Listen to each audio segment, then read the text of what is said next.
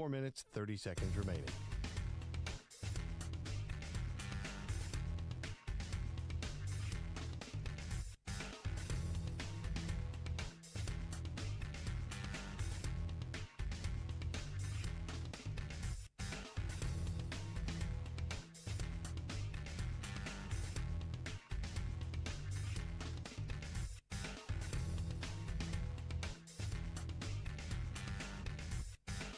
Four minutes remaining.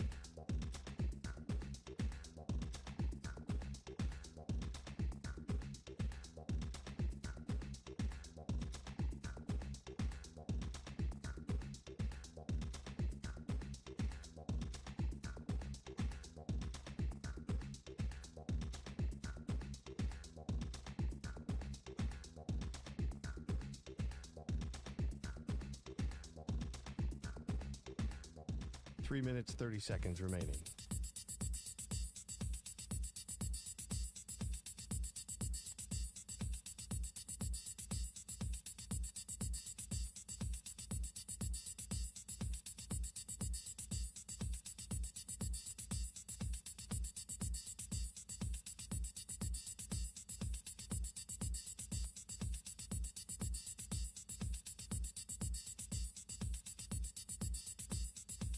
Three minutes remaining.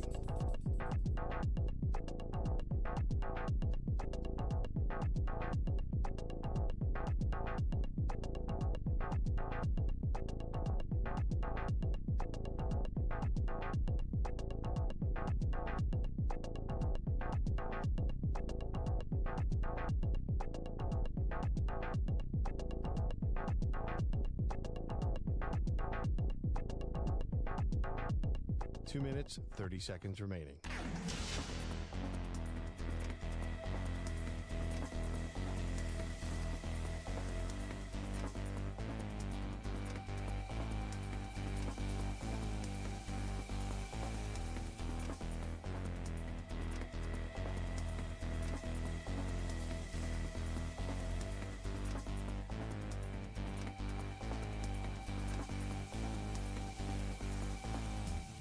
Two minutes remaining.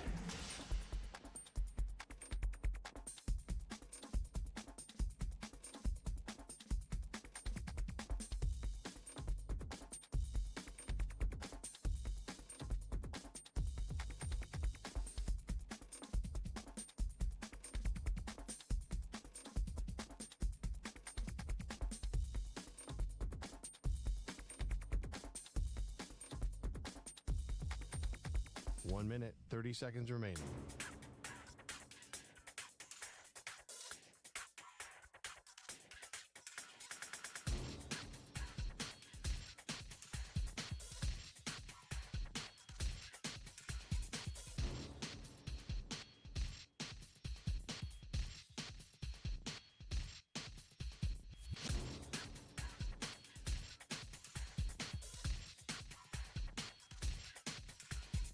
One minute remaining.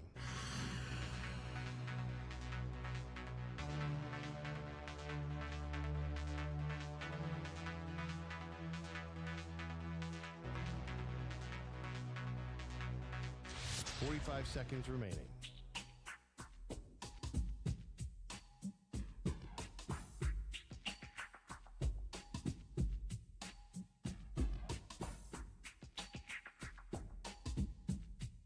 30 seconds remaining.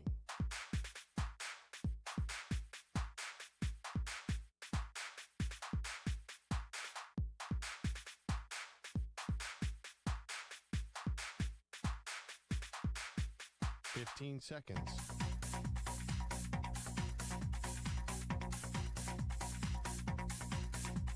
Break ends in 5 seconds.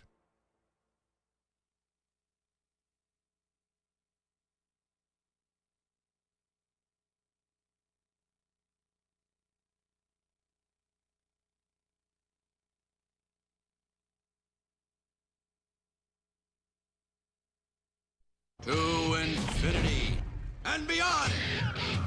He's live. He's nationwide. This is the Zach Gelb Show.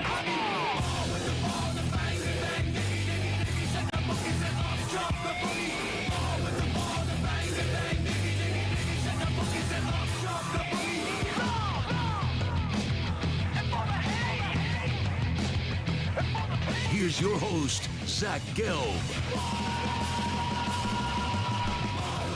Live from the Palatial yet not overly ostentatious studios of the Infinity Sports Network here in beautiful New York City, sitting on top of the 10th floor of 345 Hudson Street. Welcome on in to what is a Wednesday edition of the Zach Gelb Show across all of our great local Infinity Sports Network affiliates, Sirius XM, Channel 375, the free Odyssey app, the iHeartRadio app, and also streaming live on YouTube. 888-710-4ISN is the number to jump on in. That's 888-710-4476. You could always get at me on Instagram, where I'm straight flexing, or via the good old cesspool of Twitter, at Zach Gelb. That is ZACHGELB. Coming up 20 minutes from now, Jansen will join us. We'll do a little college football fix as we will turn our attention towards the Michigan Wolverines. And Nathan Zegura will join us, Browns radio analyst, at the top of the hour at 4 p.m. Eastern time. Good to be back in the saddle after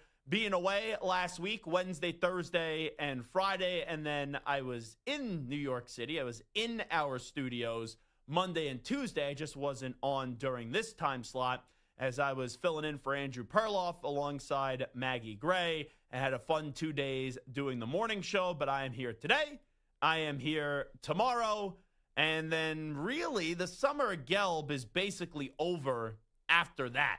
And I've been to Colorado. I have been to the Catskills. I have been to Banff. I'm going to Chicago this weekend, so I'm off Friday. But after this upcoming week, I do have one more off day scheduled, and that's on the 22nd of August. But once really we get towards the end of August, it is college football.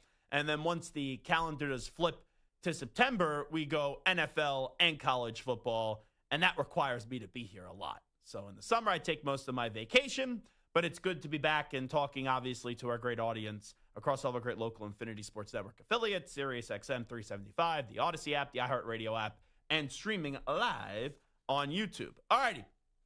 If you are 40 years old in a quarterback competition and you are the healthiest person in that competition when you're going up against a bunch of youngsters, that is a recipe for disaster. But that's what we have right now in this Cleveland Browns crappy quarterback situation. We all know what the outcome is going to be. We all know what the end result is going to be, barring a good bill of health. And that's going to be when the Cleveland Browns, here we go, Brownies, here we go, hoo, hoo. When they start off their season up against the Cincinnati Bengals, old man Joe Flacco is going to be starting at quarterback for the Cleveland Browns come week 1. Joe Flacco is 40. And the fact that Joe Flacco is in Cleveland right now is a little crazy to me because 2 years ago, right, he came off the couch. He somehow won Comeback Player of the Year, even though he told us on this show he did not want it.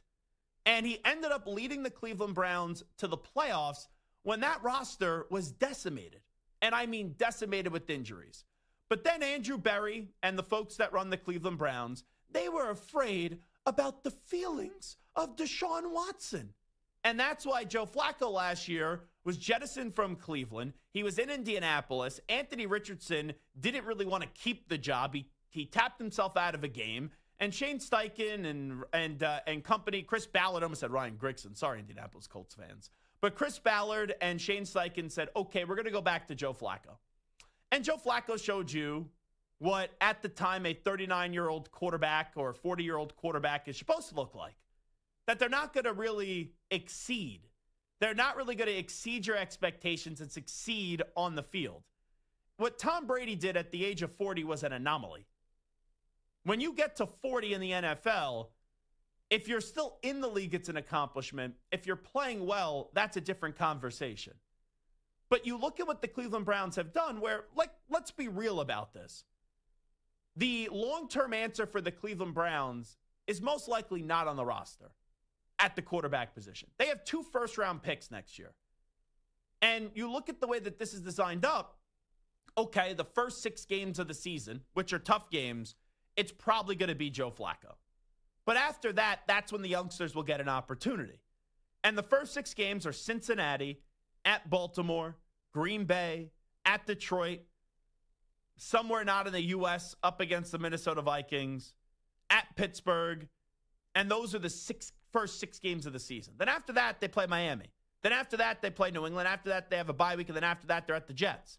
One of those three games, my guess is it's going to be the first one up against Miami. But one of those three games, you'll see someone other than Joe Flacco, as long as Joe Flacco can stay healthy. But the fact that we're sitting here on the 13th day of August, and you have a quarterback competition right now between Joe Flacco, Shedeur Sanders, Kenny Pickett, Dylan Gabriel, and Snoop Huntley, who is a former Pro Bowler, which is crazy and shows you how much of a farce the Pro Bowl is. But the fact that Joe Flacco is the healthiest really out of those four is beyond me. Kenny Pickett dealing with the hamstring. Dylan Gabriel dealing with the hamstring. And then Shedeur Sanders, who was awesome in preseason game number 1, who lit it up on Friday night with 2 passing touchdowns, was looking like, okay, he's going to start to really put his mark and his dent into this quarterback competition. Well, now we find out today he's dealing with an oblique. So think about it. Cleveland Browns fans were excited Saturday, Sunday, Monday. And then when Tuesday was wrapping up and we were leading into Wednesday, you go, okay, joint practices, Eagles and Browns. And you're getting ready for those joint practices. And you hear from Kevin Stefanski, because this is how I read it this morning. Kevin Stefanski basically said that if Dylan Gabriel isn't healthy, and if he's not tracking towards starting coming up on this preseason game up against the Eagles, then Shedeur is going to get another start. So that's how it was going to go. That's the information that we had this morning. And then I'm sitting here, and I see a tweet that's sent out from ESPN Cleveland, and it says quarterback tracker. And I go, okay, let me see. Snoop Huntley up against the Eagles in joint practices, 3 of 4. Joe Flacco was 6 of 13. Kenny Pickett was 5 of 6. Dylan Gabriel was 6 of 19, did throw 2 touchdowns. And then I saw Shedeur Sanders 0 for 0. And when I saw Shedeur Sanders did not throw a pass in joint practices, I'm saying, what the bleep are the Cleveland Browns doing? Because you saw on Friday Shedeur light it up, and then the Browns reissued another depth chart, and there were no changes. Joe Flacco was 1. Kenny Pickett was 2. Dylan Gabriel was 3, and Shedeur Sanders was 4. And I'm sitting there and I'm saying to myself, yeah, I get it's a depth chart in August, so I'm not going to freak out.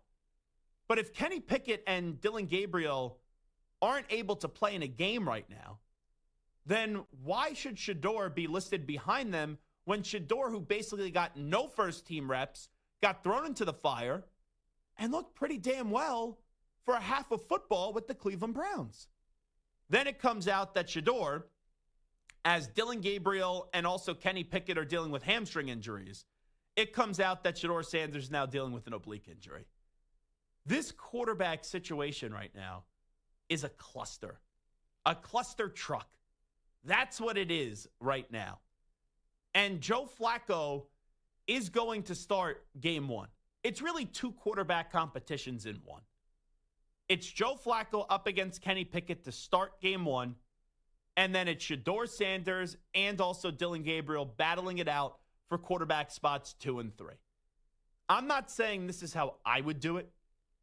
Bare minimum, if I'm running the Cleveland Browns, and I'm not, and usually I wouldn't say this because, let's be real, folks. I know we trash GMs all the time. I know we trash coaches all the time. I'm not going to sit here and tell you I could coach the Cleveland Browns because I can't. But you look at how many quarterbacks the Cleveland Browns have had. You look at how many general managers the Cleveland Browns have had.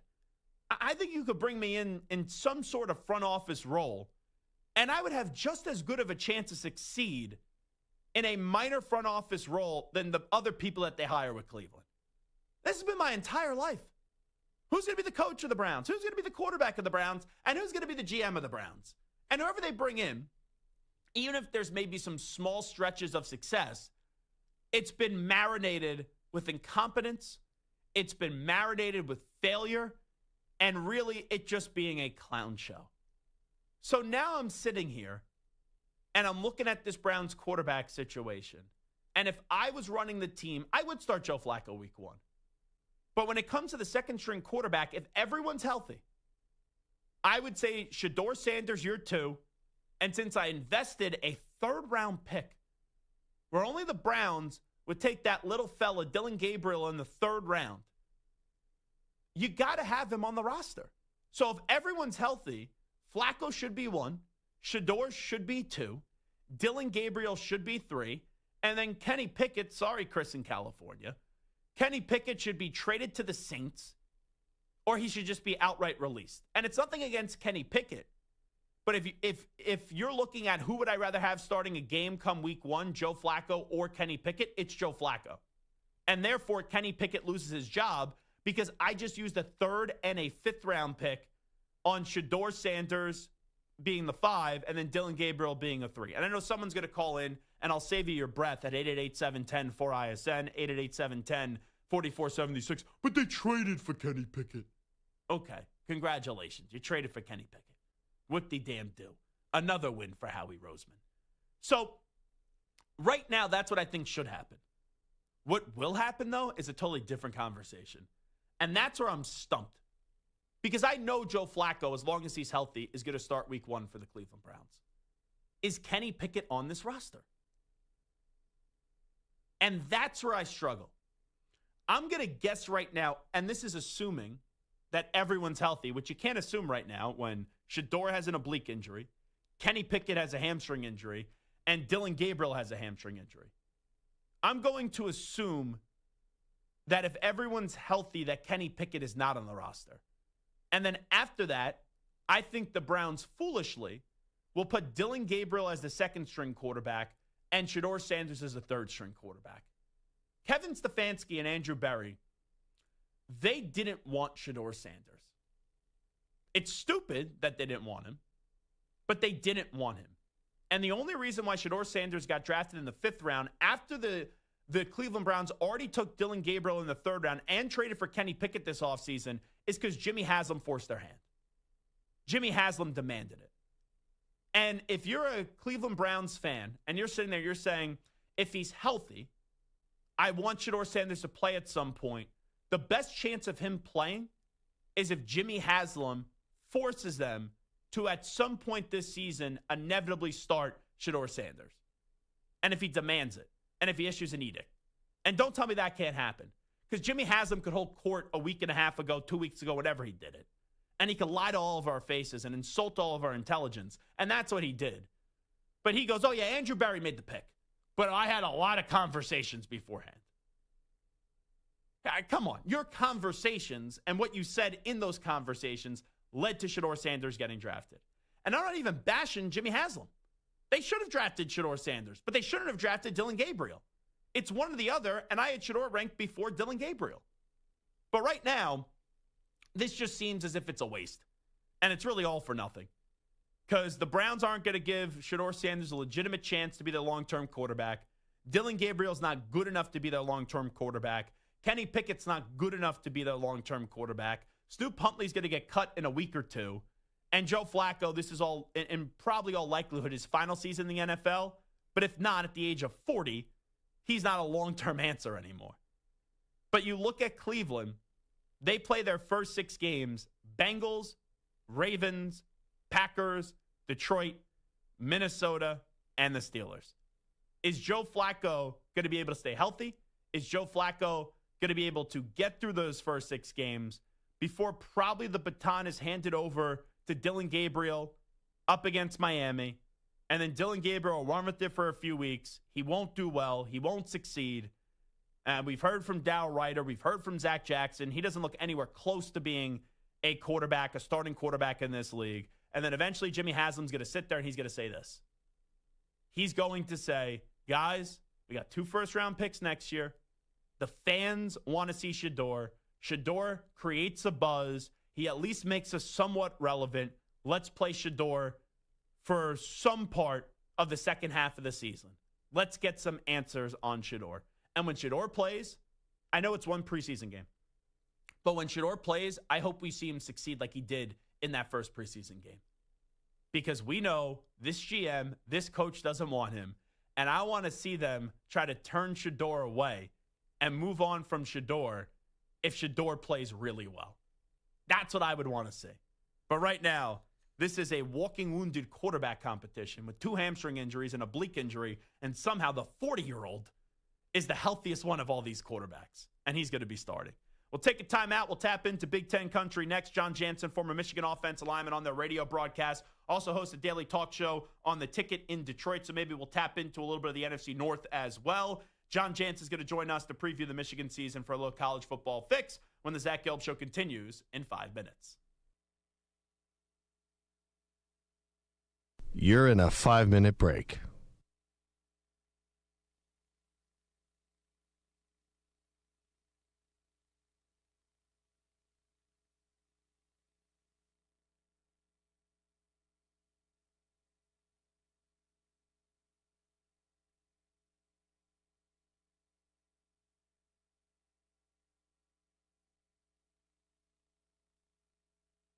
Four minutes, 30 seconds remaining.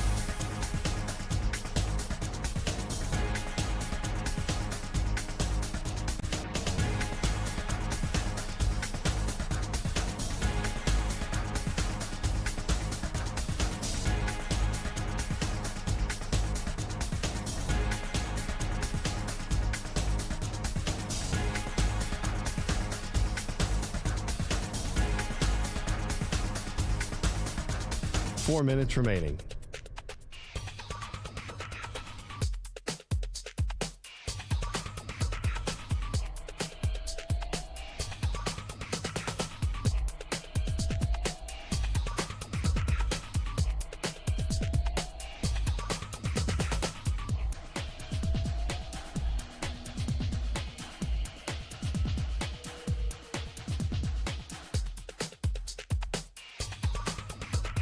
Three minutes, 30 seconds remaining.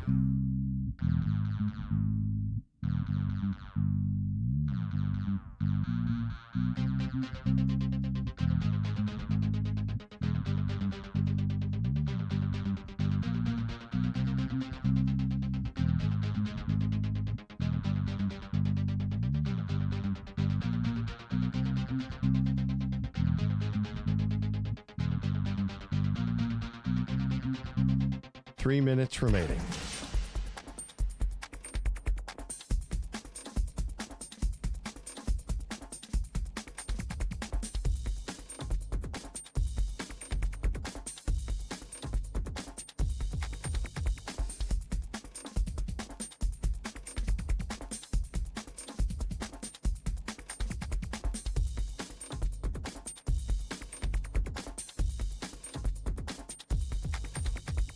Two minutes, 30 seconds remaining.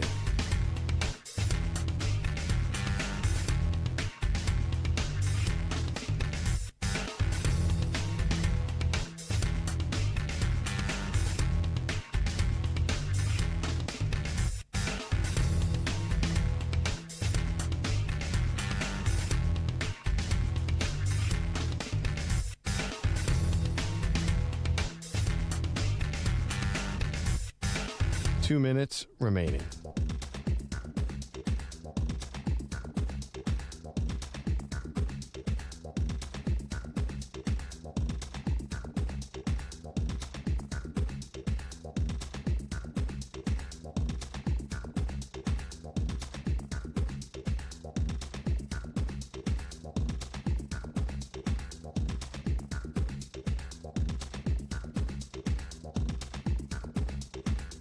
One minute, 30 seconds remaining.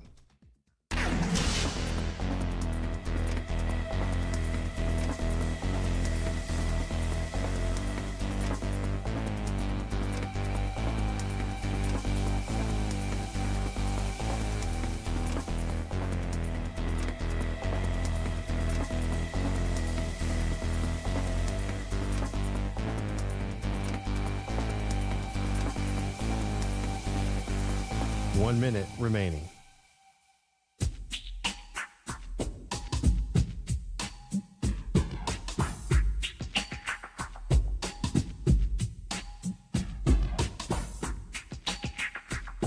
.45 seconds remaining.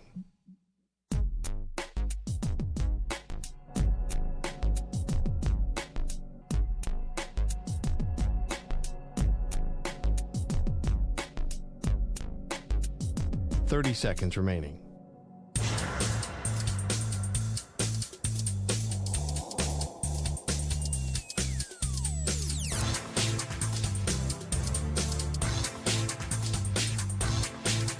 Fifteen seconds.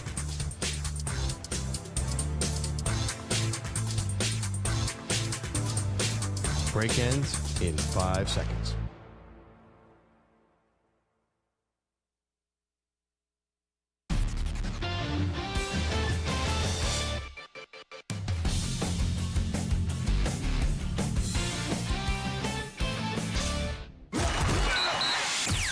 We miss college football. Genty, his first touch.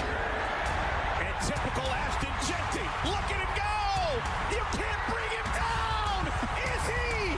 Yes, he will! We can't wait for the 2025 season. Howard with third and 11. He'll throw it. He's going for it. Jeremiah Smith one-on-one. Game, set, match. Whenever you needed it, you got it. Will Howard to Jeremiah Smith.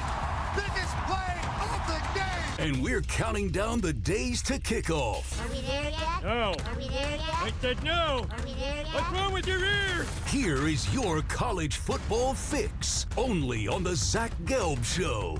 17 days until the Michigan Wolverines kick off their season with a little night game up against New Mexico. Now joining us is a former Michigan offensive lineman, now does a very successful morning drive talk show on the Ticket in Detroit, and that is John Jansen here with us. John, always great to see you. How you been?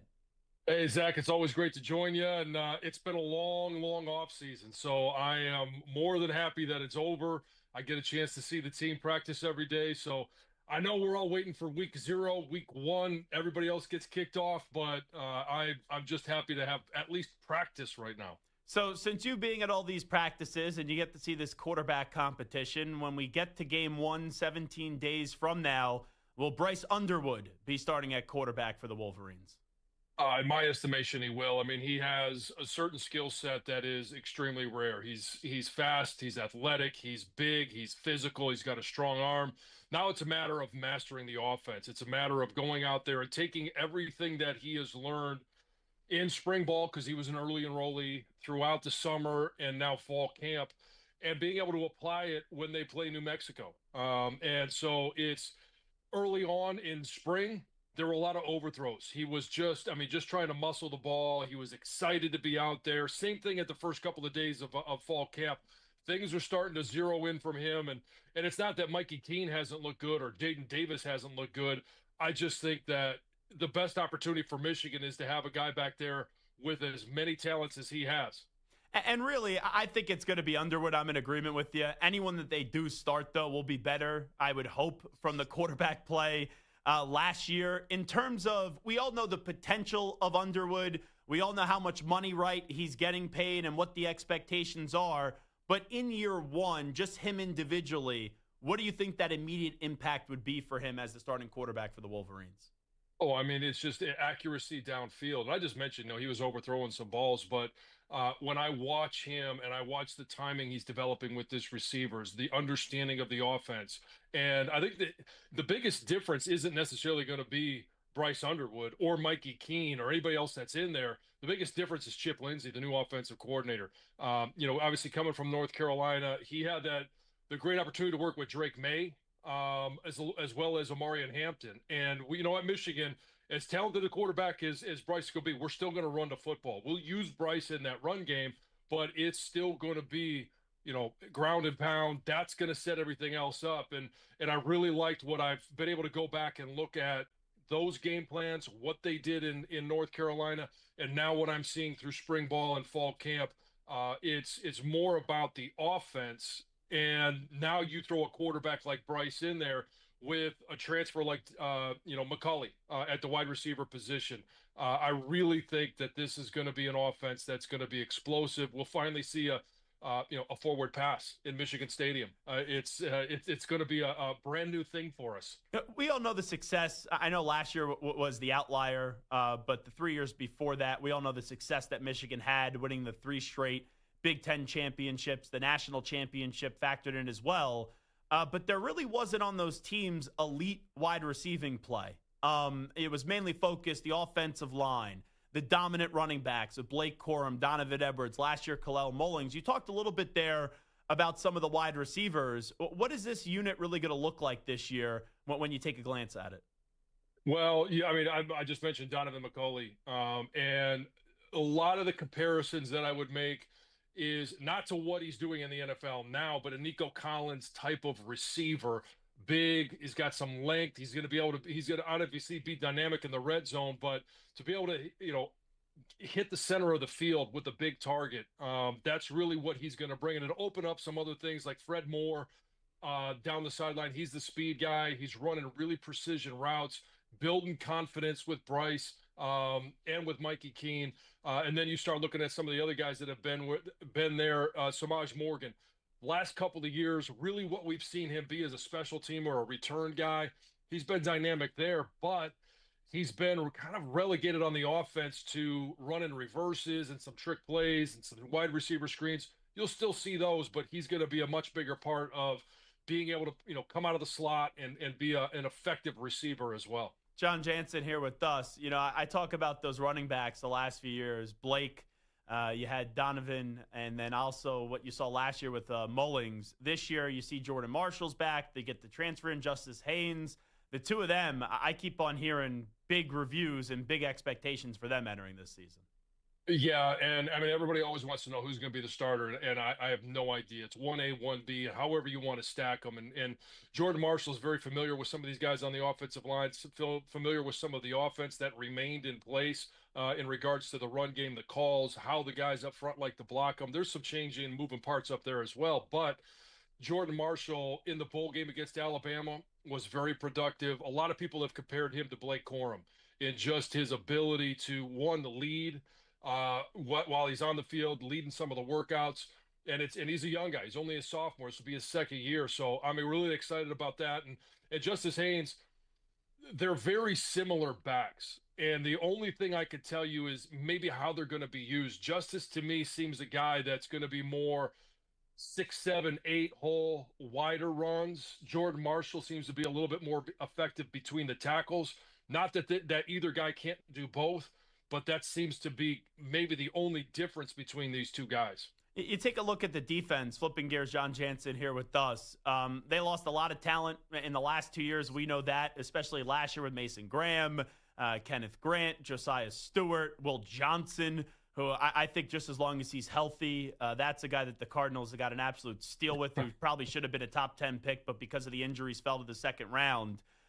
With all the talent they lost, we know Michigan, we saw it, right? They lost Aiden Hutchinson. They got better. They lost Chris Jenkins and Mikey Sanders. Still, that defense was awesome last year. When you look at this defense, is it still the strength of this football team when you look at it?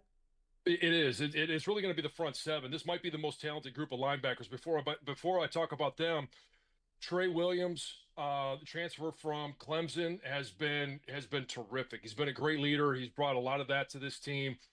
Trey Pierce, Damon Payne, Ike Awuna. I mean, you could go down the list. There's 6 guys that they're going to rotate at that defensive tackle, nose tackle position, and they all look exactly the same. They're 6'3", 320 pounds. They're all, they're just bowling balls, and they do a great job of stopping the run, taking on double teams, letting the linebackers make plays. But you're not going to see the stats of a Mason Graham or a Kenneth Grant for one guy. But I really think that in those positions, the stats are actually going to be better, because you're not going to see one of those guys get more than 20, 22 reps a game. They'll rotate in and out. That's what Wink likes to do at every position. He's got great depth there. Off the edge, it's TJ Guy, Derek Moore. And I've been talking about Derek Moore for a couple of years, and he just really hasn't had an opportunity to get in there, because a lot of those guys that you already mentioned, Josiah Stewart last year, Derek Moore is a guy that he led the team in pressures last year. Josiah Stewart led him in sacks, and it was a race to the quarterback. So he's a guy, he's got a really good couple of steps off the ball. He's using his hands well. And I mentioned the linebackers, Jayshon Barham and Ernie Hausman. They're going to be moving all over the field because they have Jimmy Rolder and Cole Sullivan that they can rotate in there. And Wink has already talked about being able to use Jayshon on the edge, using him in the B gap, the A gap. They're going to use him all over the place. And it's a really talented, deep group of players. And I think all four of those guys I just mentioned at the linebacker position, whether it's next year or 2 or 3 years, they're all going to be playing on Sundays.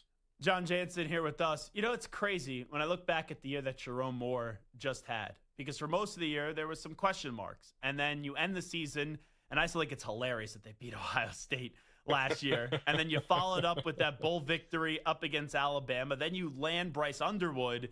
And for what was most of the year, and there was going to be a fall off after losing Harbaugh, but it was a disappointing season. It ended on such a high note that there was so much optimism. Going into this year, where do you think the Michigan fans' confidence is in Jerome Moore as he gets ready for his full second season as a head coach? Well, not only did they land and beat Ohio State at the end of the season, they beat Alabama in the bowl game, and Alabama was one of the few teams that played most of their starters, or those guys played in the game. So it's a great way to end and energize the fan base. Then you land the number one recruit in the country in your own backyard. He was already committed to another school. You're able to flip him. You get a 5-star left tackle in Babalola. The recruiting class energized the fan base as well. Now, some of those guys may not perform for another 2 or 3 years, but the talent is there, the depth is there, and the fan base is excited about year 2 of Jerome Moore. Because, and don't forget, in that last year of Jim Harbaugh, those last 3 regular season games, that one that was in Penn State, the head coach was Jerome Moore.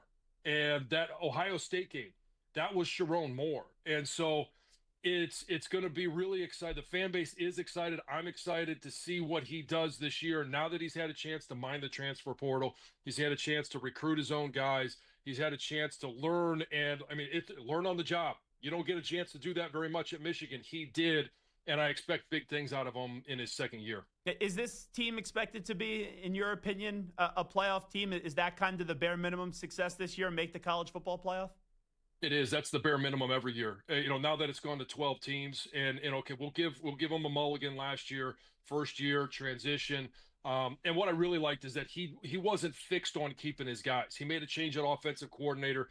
That's a sign of leadership. We're not just going to keep the status quo. It wasn't good enough. And now that it is, it was last year, and it will be, at least for now, a minimum of 12 teams. That is the bare minimum, that you are in the playoffs. And then from there, every year it's going to be a little bit different. Hey, we expect to be at least a Final Four team. We expect at least to be in the final game or win a national championship. But for right now, I think the bare minimum is being in the college football playoffs. Let me ask you about what happened a few years ago, just real quickly with Stallions and all that stuff. I haven't really cared about it. I thought it was a great overreaction at the time. And then when Michigan went on and won the national championship, I really didn't care about what everyone was saying about that. But now I feel like the only time I ever see things about it is when you have Ohio State fans and Michigan State fans pushing sanctions on Twitter. You are in the Michigan community. Is there a fear that something's coming here and that it's going to be significant, or is that really just water under the bridge at this point? I think it's more water under the bridge. I think the NCAA, we're going to hear from them before the regular season starts. And I know that I think the worst that it'll be, it's not going to be vacating wins. It's not going to be a postseason ban. The worst is the possible suspension for Sharon, maybe 1, maybe 2 games. But I really believe it's probably going to be a hefty fine for the university, and we all move on and put it behind us. All righty, let me just get to some NFL things, then we'll let you run, John Jansen. When you look at J.J. McCarthy, right, played his football at Michigan, 27-1, won the national championship in his career. There are big expectations for him. There's some uncertainty for him. People are wondering, when you put more food on the plate and make him throw the ball more, what is he going to look like? I know you cover that NFC North extensively, now being in Detroit Lions country and doing the local show there on the ticket. How do you think we're talking about JJ at the end of his first true year as a starter with the Vikings at the end of the season? I think we're going to be talking about him. Justin Jefferson can make a lot of quarterbacks look really good. Jordan Addison, when he gets back from the suspension, he can make quarterbacks look good. TJ Hawkinson, the offensive line that they've built, the defense that they've built to be able to give the ball back, he's got every advantage. And they've got, Aaron Jones running the football. So they've got all the pieces in place for a young, inexperienced quarterback. Now it's really this year going to come down to, what was he doing when he was rehabbing? How much was he paying attention? Was he simply focused on getting back on the field, or was he watching film? Was he watching the good things that Sam Darnold did? Was he watching some of the mistakes he made, especially late in the season against Detroit or in the playoffs? If he was paying attention, I've always said rookie quarterbacks, as a rule, should sit their first year. He didn't get the benefit of practice, but he did have the benefit of watching and learning everything that was going on in front of him. And if he utilized that time correctly, he could really hit the ground running. Give us a little insight on the Lions fan mentality. If they're negative, I totally get it because you always just assume the worst. But the last 2 years, NFC Championship game 2 years ago, they blew the game to the Niners. And last year, everything was set up for them. Number 1 seed, they come out of the bye, and they just got beat up by the Commanders. And Goff obviously did not play well in that game. Going into this season, we know what the expectations are. It's Super Bowl or bust, but we're still the belief of this organization in terms of the fans where it's, okay, do they still feel like they could win the Super Bowl, or is it, oh, we had 2 great chances last year and we let it squander away, and now we just kind of think it's going to be the same old Lions? Well, okay, easy with the SOL there. That is no longer a part of the vernacular here in Detroit. That is long gone. So we don't have fans much like that anymore. But there is a part of the fan base that believes maybe they missed their window. Maybe they missed that best opportunity, because you look at the schedule. They're on the road to Baltimore. They're on the road to Kansas City. They're on the road to Philadelphia, on the road to Washington, on the road at Cincinnati. It's a bitch of a schedule, but they have a great talent on offense, and it's Amon-Ra St. Brown, it's Jahmyr Gibbs, Sam Laporta. I mean, JMO, how do you say his name? Isaac Tesla. I always mess it up and just say Tesla.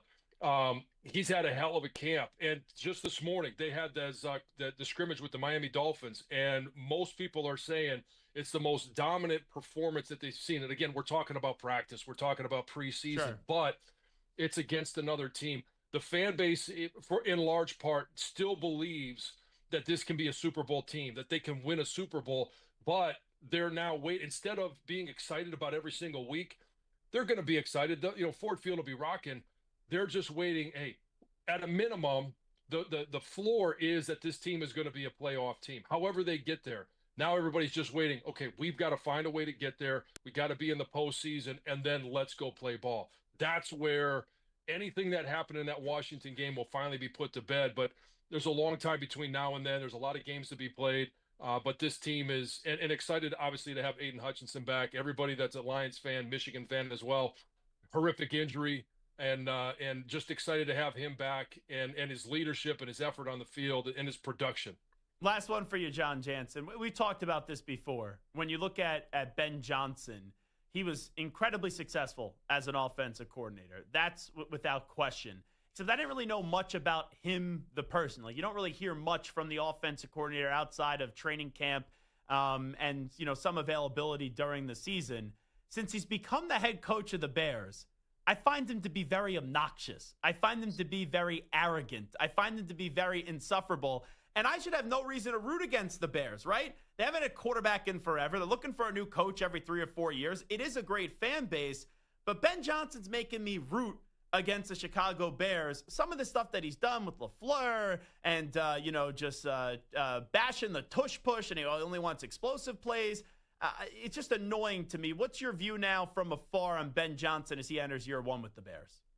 Very similar to yours. Now, I'm a little jaded because he's gone from the Detroit Lions to the Chicago Bears, a division rival, and it's a bitter rivalry. He hasn't had anything bad to say about Dan Campbell or his time here in Detroit or the team. In fact, he's been very complimentary, and he said, "Hey, I think that offense, with or without me, is going to move right along. There's so much talent there." But I'm with you. I rookies, and whether you're a rookie player, you're a rookie coach, seen and not heard.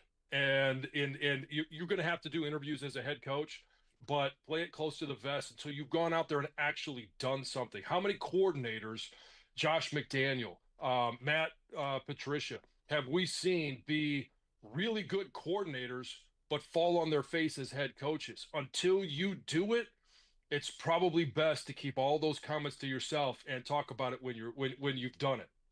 It's kind of funny.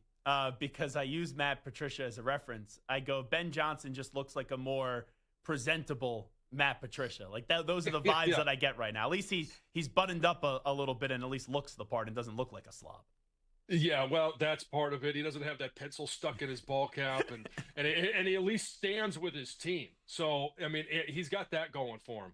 He's John Jansen. John, we appreciate it as always. Thanks so much for doing this. Hey, thanks for having me. We'll see you soon. There you go. John Jansen does a great job. Morning Drive on the Ticket. Former NFL offensive lineman, played his college ball, obviously, at Michigan, joining us there to preview the Wolverines and then go around the NFC North a little bit. Well, come on back. If you haven't heard, Travis Kelce, Jason Kelce, and Taylor Swift. There'll be a little podcast that comes out tonight at 7 p.m. Eastern time. It is going to be the biggest sports podcast, or maybe the biggest podcast ever that's been released, but definitely the biggest sports podcast that's been released. The downloads, that was one video, like just a teaser, I think got like 12 million views. And that's when I last looked last night. So that comes out tonight at 7 p.m. Eastern. But Kelce did an interview, Travis that is, with GQ. And there's one thing from it that's a little concerning, but I'm not overly concerned about it. I'll tell you what that is when we come on back. Update time first. Here is El Capitan, Marco Belletti. Infinity Sports Network Sports Flash. Zach, we're sponsored by Progressive Insurance. Your small business keeps you on the go. Progressive Commercial Insurance keeps your policy within reach with our easy-to-use mobile app. Learn more at progressivecommercial.com. Another monkey wrench thrown into the plan for the Browns quarterback. And Shedeur Sanders suffered an oblique injury at practice, leaves his availability for Saturday's preseason tilt with the Eagles in doubt. And Kenny Pickett, Dylan Gabriel still dealing with hamstring issues, with Gabriel getting some more run at practice, though, so it's possible he may be able to go and actually make the start Saturday. Meanwhile, it looked like they probably took longer than they wanted, but the Bills and James Cook agreed to a 4-year deal, $48 million, $30 million in guaranteed money. GM Brandon Beane explained why they felt this was the right deal to make now. We just look at, I know he gets put in the running back room or guys get put in a tight end room but it's just trying to find a variety of weapons and skill sets, and he's got a skill set that that we wanted to maintain and keep with this offense. Matinee baseball, Tigers have taken a 1-0 lead on the White Sox there in the 6th. The Pirates have cut into the Brewers' lead. It's now 6-3 Milwaukee, looking for their 12th straight win. They're in the 5th. Nationals in front of the Royals 7-6 in the 5th. 6th inning, Cardinals lead the Rockies 5-2. D-backs and Rangers even at 1 in the 4th. I'm Marco Belletti. This is the Infinity Sports Network. Follow us on X. Our handle is INF Sports Network. That's INF Sports Network on X.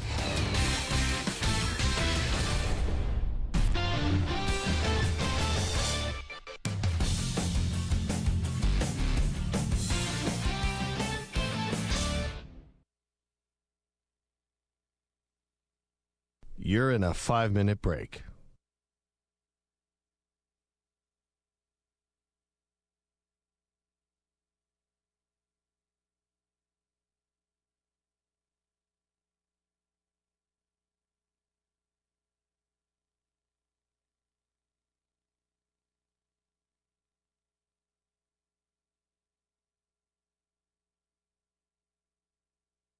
Four minutes, 30 seconds remaining.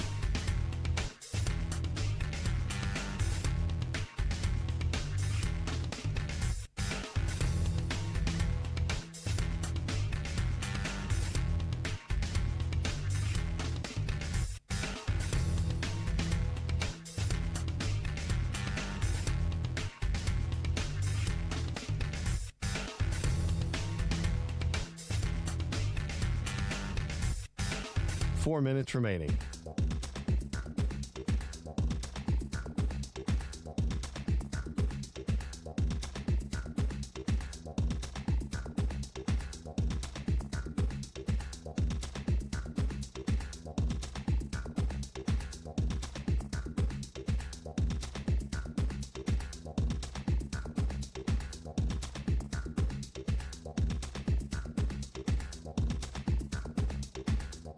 Three minutes, 30 seconds remaining.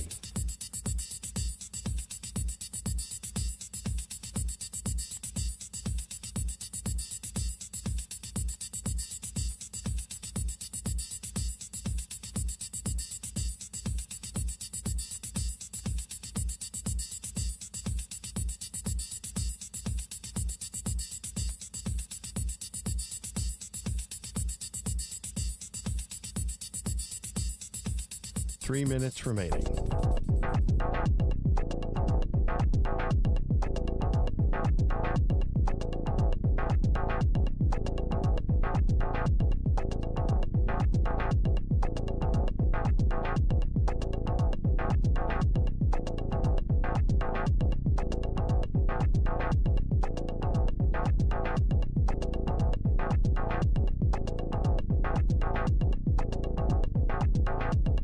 2 minutes, 30 seconds remaining.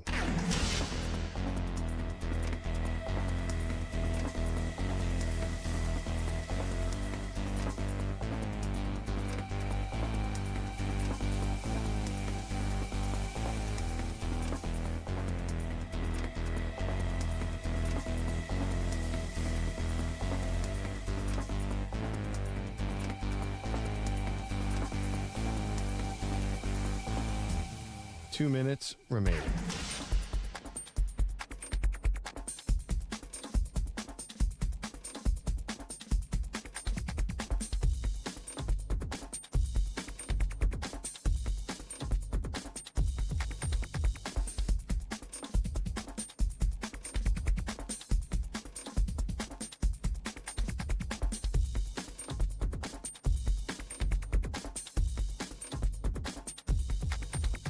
One minute, 30 seconds remaining.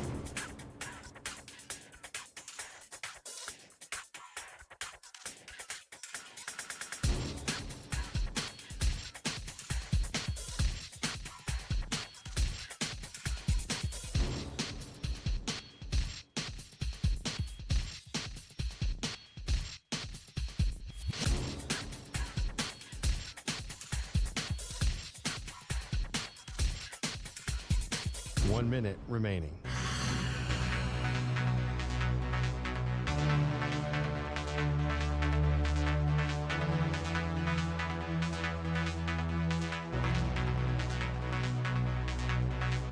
Forty-five seconds remaining.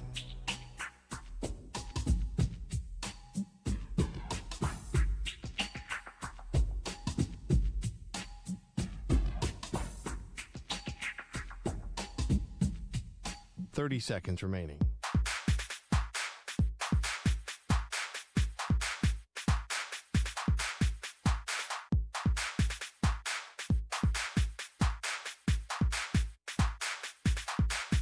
Fifteen seconds.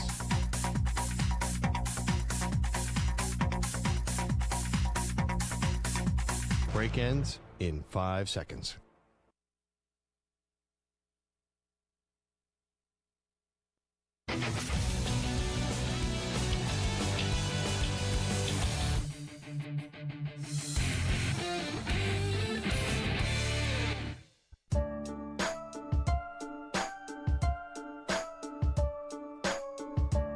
You're listening to the Zach Gelb Show on the Infinity Sports Network. It's time to ask the pros, where you, the listener, get to ask us a question. Brought to you by O'Reilly Auto Parts. Simply tweet your question at INFSportsNet or at Zach Gelb using the hashtags #AskThePros. Be listening later in the show. We might answer your question. Think O'Reilly Auto Parts for all your car care needs. Get guaranteed low prices and excellent customer service from the professional parts people at O'Reilly Auto Parts. Stu, I know that you are a Swiftie. You are the Swiftie on this show. Will you be watching the New Heights podcast when it's released tonight at 7 p.m. Eastern time? Yes. So I usually get home around 6:45, so I believe the plan is to watch it while we eat dinner. Yes. Is this when Notre Dame is at a national championship, or one of the Fugazi soccer teams that you root for are in one of these Fugazi tournaments that I feel like there's a big one every 3 weeks? Is this like that big of a deal where you make something special in the house and maybe order something in or cook up something special because your girl in Taylor Swift is joining her man in Travis Kelce and the brother in Jason Kelce on a little podcast? I don't think so. I think this will just be a normal whatever we have type of thing dinner-wise, but okay. I wouldn't be opposed to something. Who's more excited for the drop of the podcast, you or your girlfriend? I mean, considering she set an alarm the other night to wake up to see what Taylor Swift's big revelation was at midnight, I would say she's slightly more excited than I am. Okay. Samter, will you watch this tonight? I don't know if I'll watch it live just from a timing standpoint, but I will watch it by the time tomorrow show starts. Well, yeah, you're going to have to get us a lot of audio for the show, I would imagine. Yeah, but I'll probably watch the full thing. Okay. Yeah, no, I would. I'm going to watch the full thing as well. I don't know if I'm going to do it tonight. That may be a tomorrow thing. Like when I'm on the elliptical. I wonder how long it's going to be. I'm probably thinking 2 hours, right? Probably. I think most New Heights are somewhere around an hour and a half to 2 hours. Man, I remember when that podcast was taping at the Super Bowl a few years ago, and I was doing the show, and Travis and Jason Kelce were doing it live from Radio Row before the Eagles played the Chiefs in the Super Bowl right across from one another, and we were walking out, and I finished up my show, and they were the only other show that was live, and Donna and Ed Kelce were right behind us as I was walking out. And I guess Maggie forgot something at Radio Row, so she came back in after some event, and I'm talking to Maggie, and I was also talking, I think it was John Marks, who was at the time doing Afternoon Drive on WIP in Philadelphia, and Donna and Ed Kelce walked right past Maggie, and Maggie didn't even realize it. And I remember saying, oh, that was pretty cool. Donna and Ed Kelce, she goes, what? They walked just right past you. And she was facing me, so I guess you couldn't see them. But, no, actually, because they walked from behind me and then past her, and she was just so locked in on our engaging conversation that she didn't even realize that Donna and Ed Kelce were walking right past her. But, man, to see what that podcast has become. And I always said this when I was doing radio in Philadelphia, and even when Stu and I worked together in Central Jersey, when they would ever be a topic, who's a player right now that's going to be a star in media, I always said that it was going to be Jason Kelce. But now seeing what his brother has become to, which is a megastar, not only on the field, but off the field, and then you factor in that he's now dating Taylor Swift and they're probably going to get married, man, this podcast is really going to be something. Now, the interesting thing to me is the most viewed New Heights episode is Kylie Kelce. Mm-hmm. Now, she does very well on her own podcast. That's 8.6 million views last year.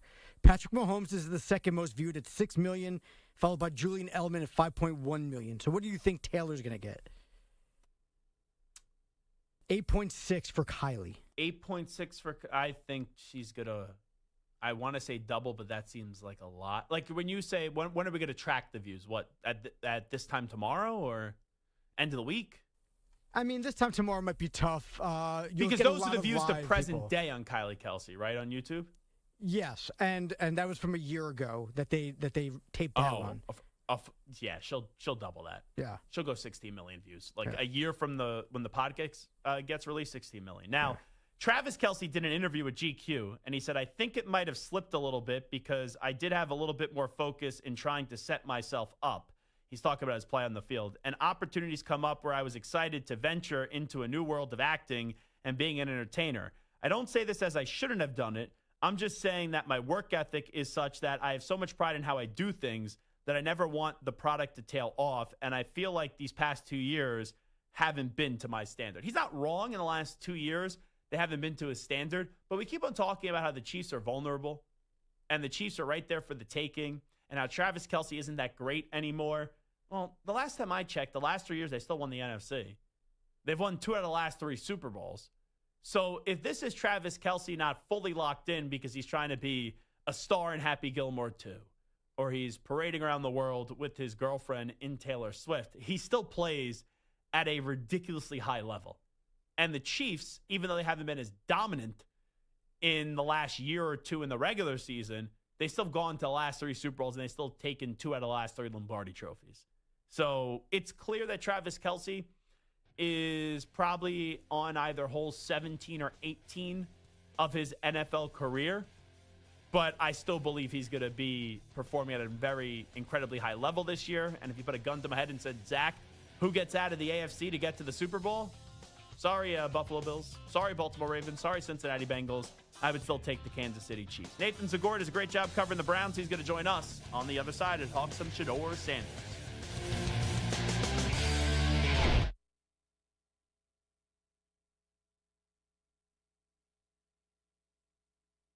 You're in a 5-minute break.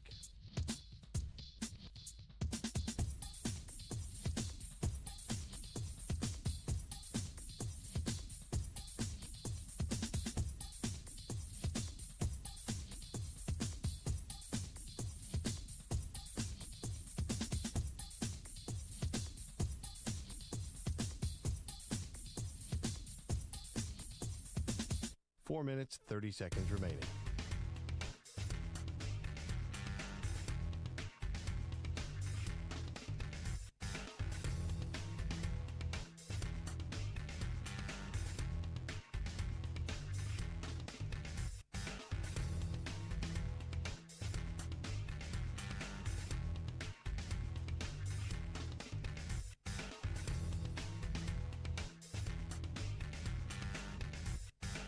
4 minutes remaining.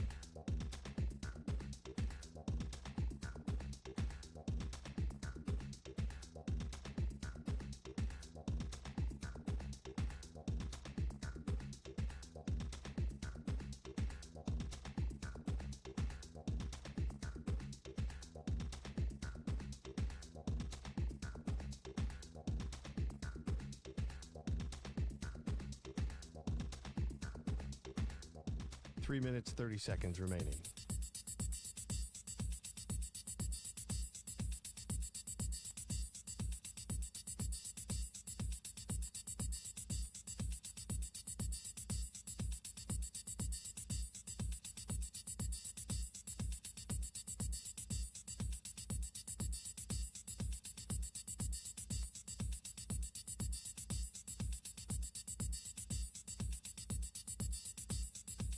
Three minutes remaining.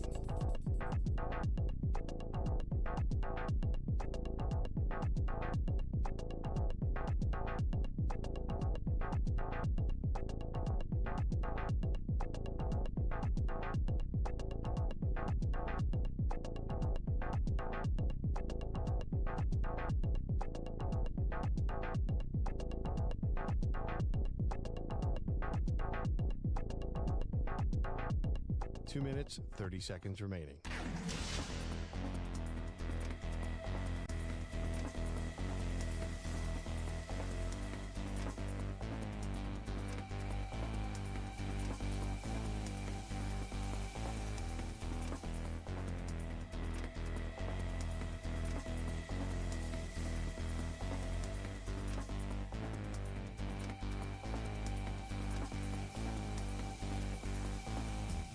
Two minutes remaining.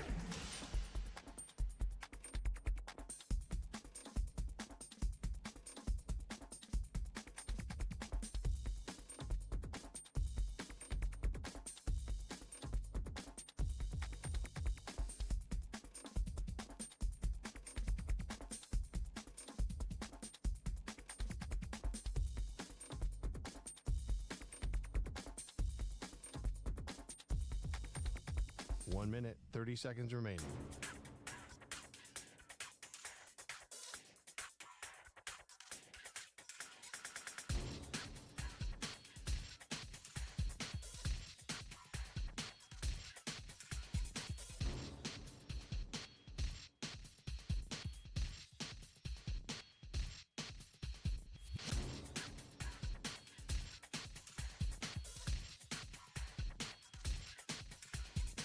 One minute remaining.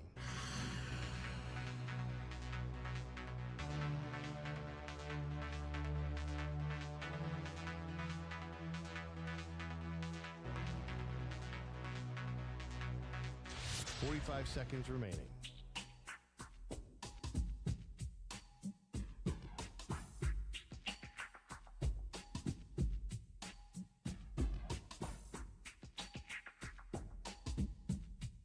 Thirty seconds remaining.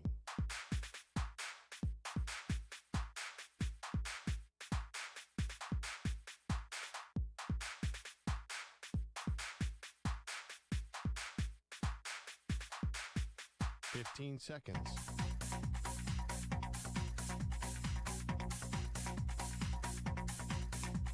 Break ends in 5 seconds.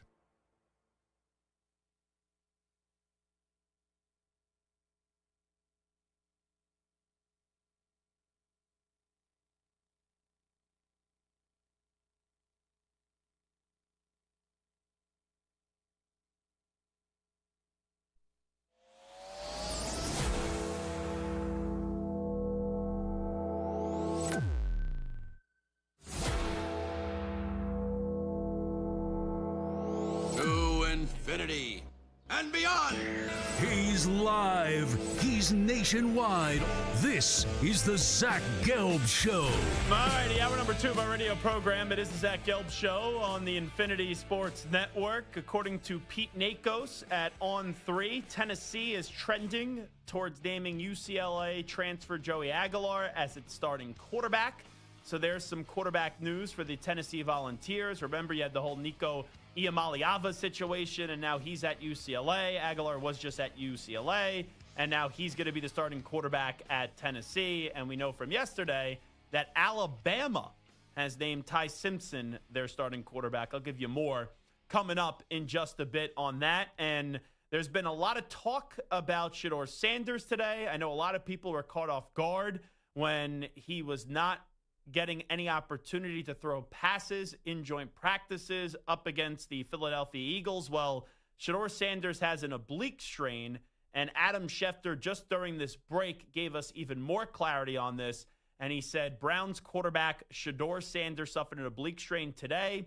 He will not practice Thursday and is unlikely to play on Saturday versus the Eagles, which is disappointing because after the brilliance, or the good performance, let me just say, that we saw from Shedeur Sanders in his preseason debut, I was curious to see how many reps he was going to get in those joint practices, which teams usually value more than the preseason games, and then bare minimum at least see him play up against the Eagles later on in the week. And now it looks like that's not going to be the case, as the Cleveland Browns just have injury after injury here, where Joe Flacco is somehow the healthiest in this quarterback competition, with Kenny Pickett and also Dylan Gabriel dealing with the hamstring, and now Shedeur Sanders dealing with an oblique strain. A man that does a great job covering the Cleveland Browns, a part of their radio broadcast. He, of course, Nathan Zegura, kind enough to join us on the show. Nathan, appreciate the time as always. How you been?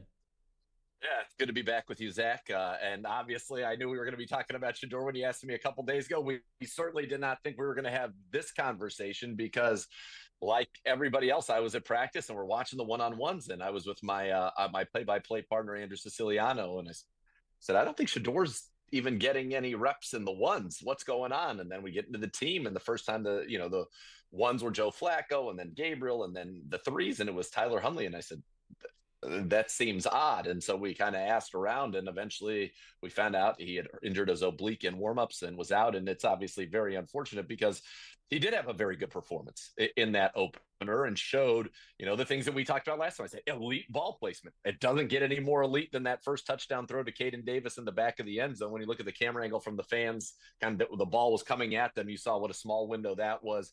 Then he showed on the second touchdown, the poise in the pocket, slides to his right, resets his feet.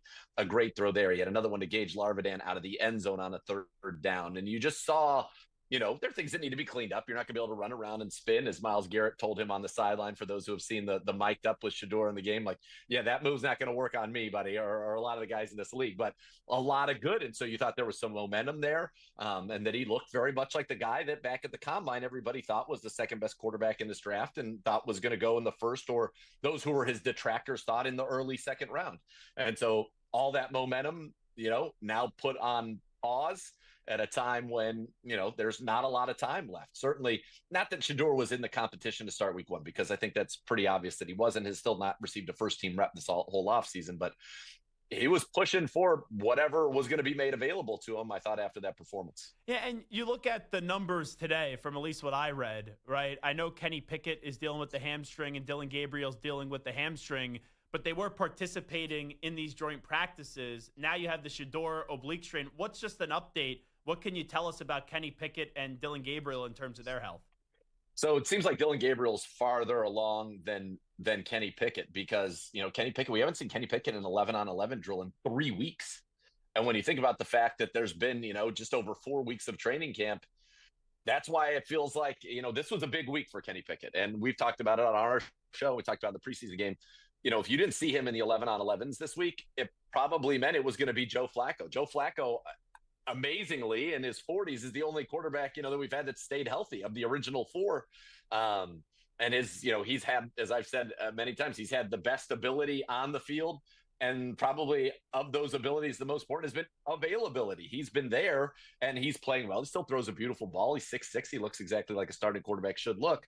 But Kenny Pickett, I just think, unfortunately for him, has just not gotten to be a part of this competition. And so it's looking, Joe Flacco to be the starter. And then now you look at Saturday's game and you say, we were thinking we're going to get, some Dylan Gabriel and some Shedeur. And now we're not sure if Dylan Gabriel is going to be ready to play in the game, although he did 11-on-11s and I thought looked good, was sprinting out, doing the play action boots and all of that. We know Shedeur, it sounds like, unlikely to play on Saturday. I mean, Kenny can't go on Saturday. Are we going to see Tyler Huntley? I mean, that would be mind-boggling. So you hope that Dylan's able to go, and then he can get kind of what Shedeur got in the first one, get 50 plays, go into the second half, and hopefully put some good things on tape for him because he's the guy they drafted first. Big Ten Offensive Player of the Year, started more games than anybody in college history, thrown more touchdowns than anybody in college history. And now you want to see him get his opportunity. So I think from a Brown standpoint, man, you really hope that Dillon Gabriel is good enough to go in that game because otherwise it really stunts your kind of evaluation of that position. I know we're talking about 3 injured quarterbacks right now, Nathan Zegura, but let's just say in a few weeks when the season starts up against the Bengals that everyone is healthy. When you look at that depth chart, do you think it's safe to say that Joe Flacco will be 1, Dillon Gabriel will be 2, Shedeur is 3, and then Kenny Pickett is probably not on this team?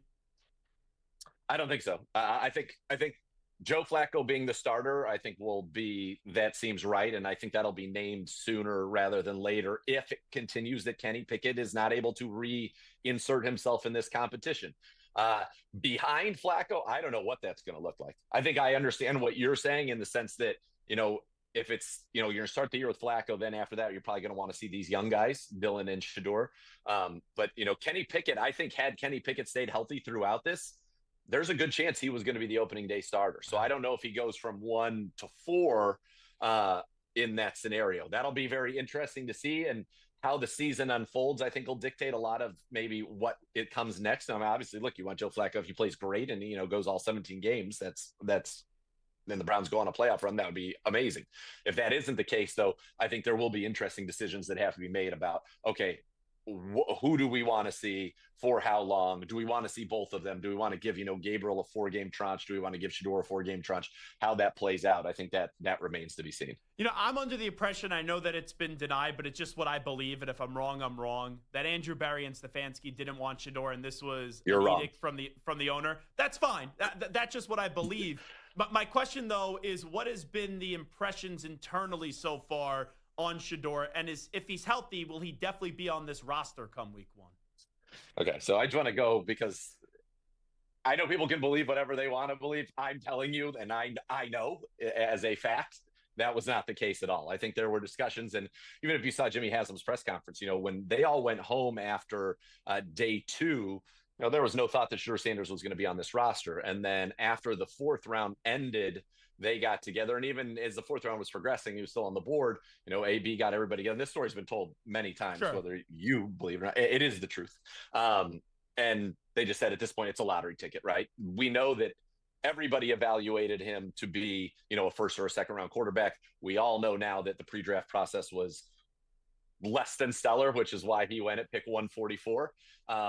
So since he's been in, obviously, I think we've seen on the field the things that you saw on tape. And I think we saw that against Carolina, right? And so that is comforting. And that tells you, yes, this guy can be at this level what we thought he could be. I think for Shedeur Sanders, there is such a steep learning curve in terms of, for example, Dillon Gabriel came in well ahead of him in these regards of, what it takes to operate an offense at the NFL level. And Gabriel, maybe from bouncing around 3 different places, has gotten more experience at just calling plays in the huddle.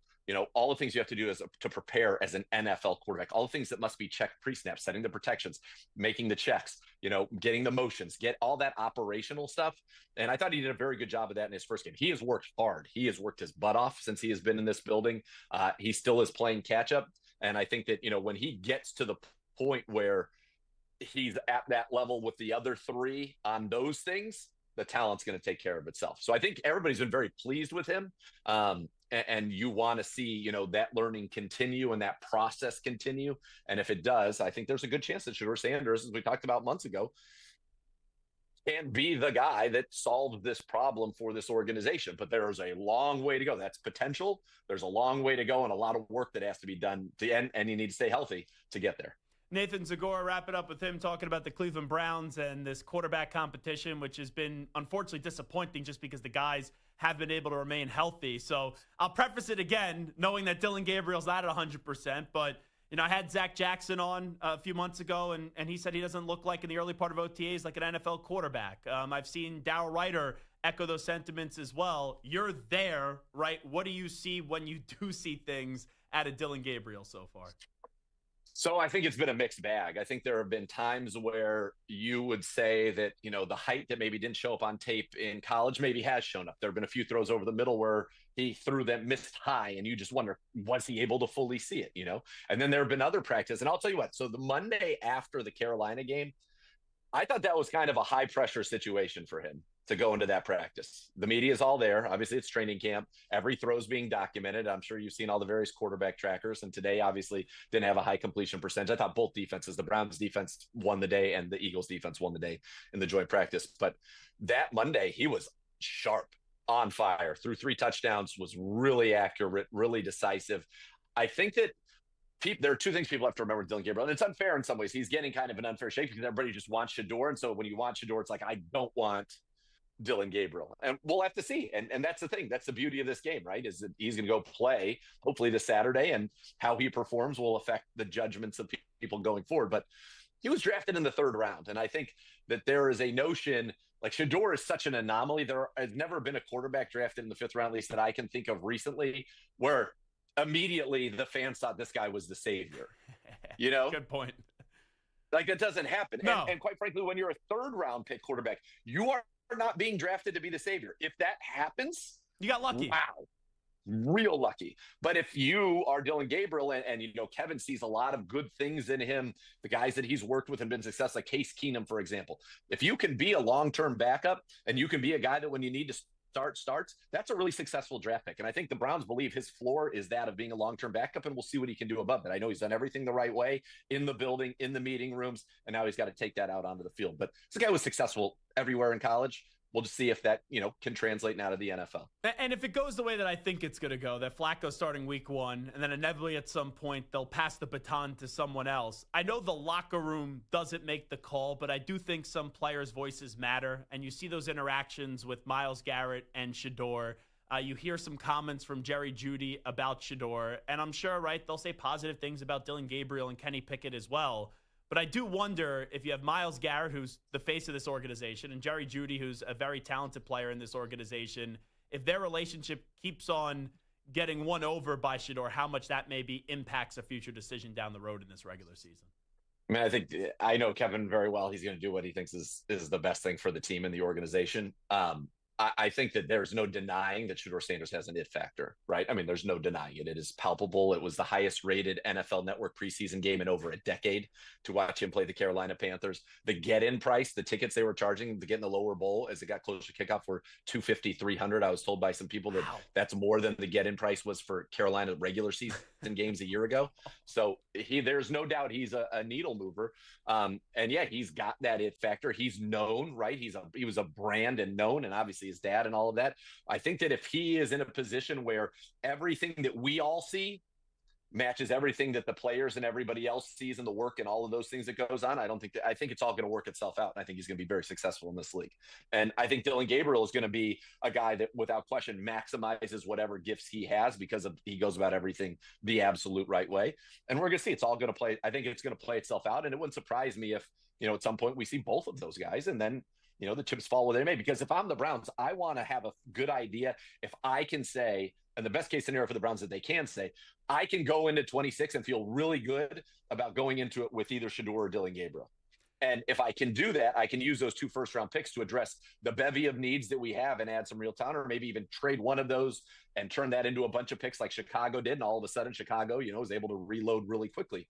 That's kind of what the Browns need. So I think it's very important you see both of them, or if one of them really is separated by then, see that one. It's actually refreshing to hear that opinion, because I do think there's a large contingent of people that just look at the 2 first-round picks that they have for next year and already start thinking about next year quarterbacks and just go, oh, Dylan Gabriel's picked in the 3rd round. Shedeur was in the 5th. Did they really want him? And some are starting to say, those guys, they won't be the starting quarterback next year. So I kind of like how you're talking that maybe one of these guys, and it seems like more like Shedeur than Dylan Gabriel could be the long-term answer in Cleveland. It certainly would be the best outcome, right? I mean, if you're the Cleveland Browns, you need it. Oh man, now we can use these first-round picks on, the ability to turn 1 into 3 first-round picks or 2 and get players around them, that would be an unbelievable outcome. If not, you have that in the back of your pocket, right? That if you need to be aggressive about it, you can be. But yeah, that's the ultimate outcome. They didn't, lottery tickets are lottery tickets. It doesn't mean it's a high percentage, but if it does hit, then it absolutely changes, the calculus for this organization going forward. And so that's something that everybody who works for this team, and certainly those who root for this team, I think should want to be the case by the end of this year. When they first traded that pick and they didn't take Travis Hunter, I was like, ooh, I don't know how much I like that. But then you get the future one, and Mason Graham, I think, is going to be a stud for a long time. I was a huge fan of his when he was at Michigan. What have been some of the early returns on Mason Graham since he got in that facility?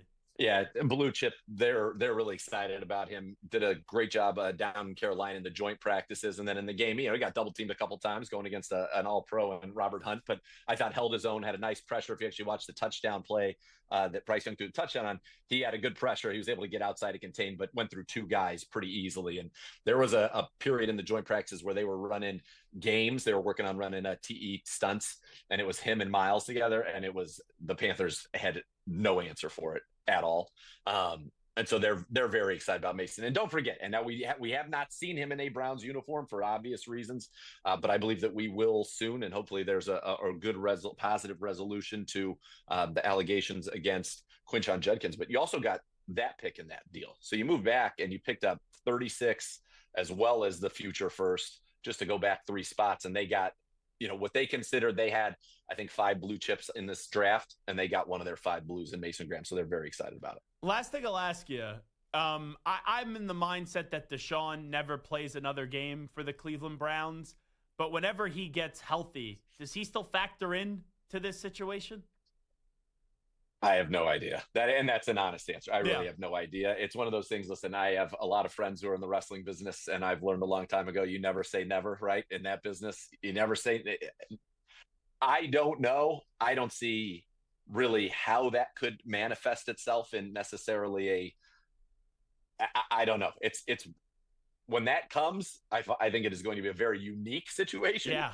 And I think it will be a very, and I know that the Browns have obviously been thinking about it and planning for it, but it will be an interesting needle to thread. Where is he at right now from a health standpoint? Do you have any idea? So he's posted the videos that he was doing well. He was with us in Carolina. I don't know if he's on this trip. I did not see him today. That doesn't mean that he's not on this trip, but he was on the trip to Carolina. He was at the joint practices. He was on the sideline. They showed him during the broadcast at the game. So he's around the guys. The guys enjoy being around him. He's been in all the quarterback, meetings. He's working really, really hard to rehab from the second Achilles injury, obviously. So we'll see. We'll see. Nathan Zegura, there's a lot of what ifs there. Yeah. There's a lot of what ifs with that one. And once again, I don't think he's going to play, but when he does get cleared to play, that's when it becomes really interesting. It'll be something that we'll talk about down the road. Nathan Zegura does a great job covering the Browns. We appreciate it as always, Nathan. All right, you got it. Thanks for having me. There you go. Nathan Zegura does a phenomenal job covering the Cleveland Browns on their radio broadcast, obviously calling the games and all the energy that he brings all throughout the season. We'll take a break. We'll come on back after these short messages on the Zach Gelb Show on the Infinity Sports Network. You're in a 5-minute break.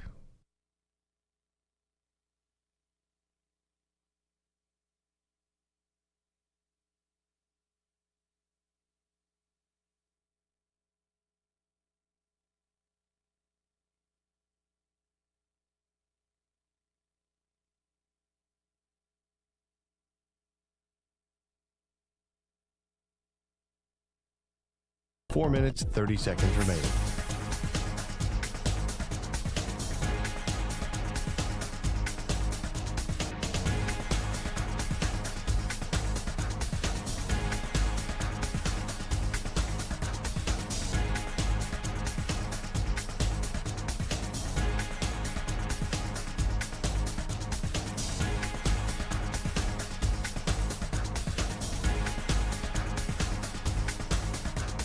Four minutes remaining.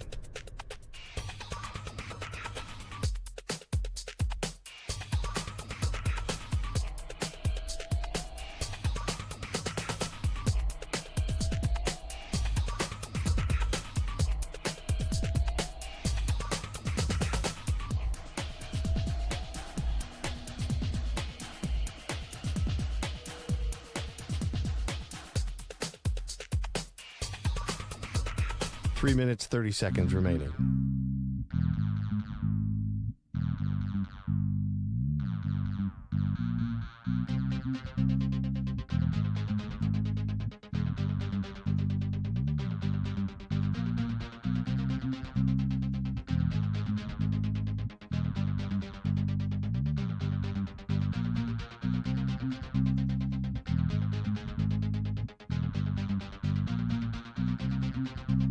3 minutes remaining.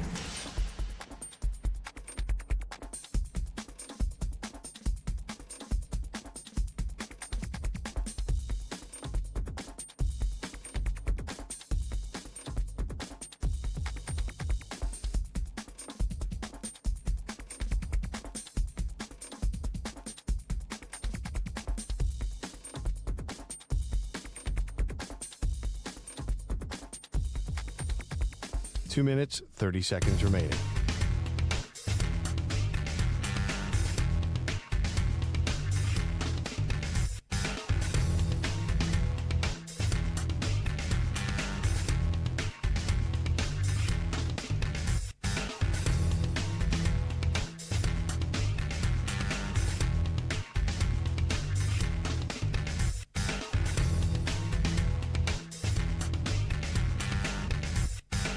Two minutes remaining.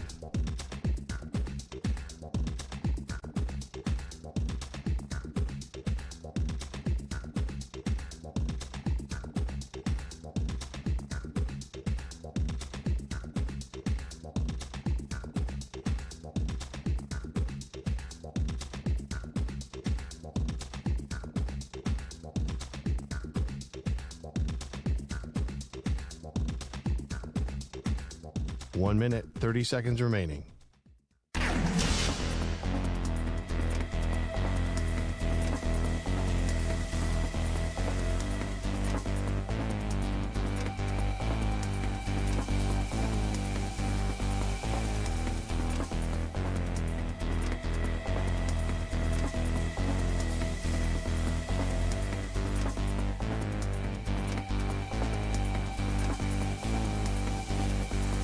One minute remaining.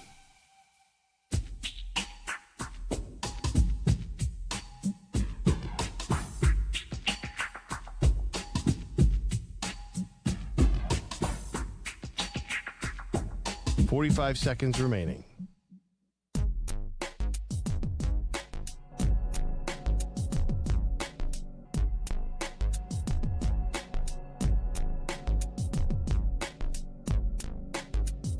.30 seconds remaining.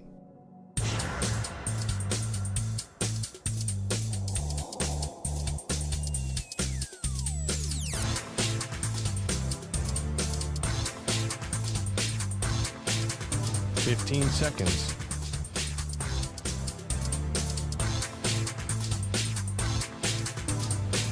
Break ends in 5 seconds.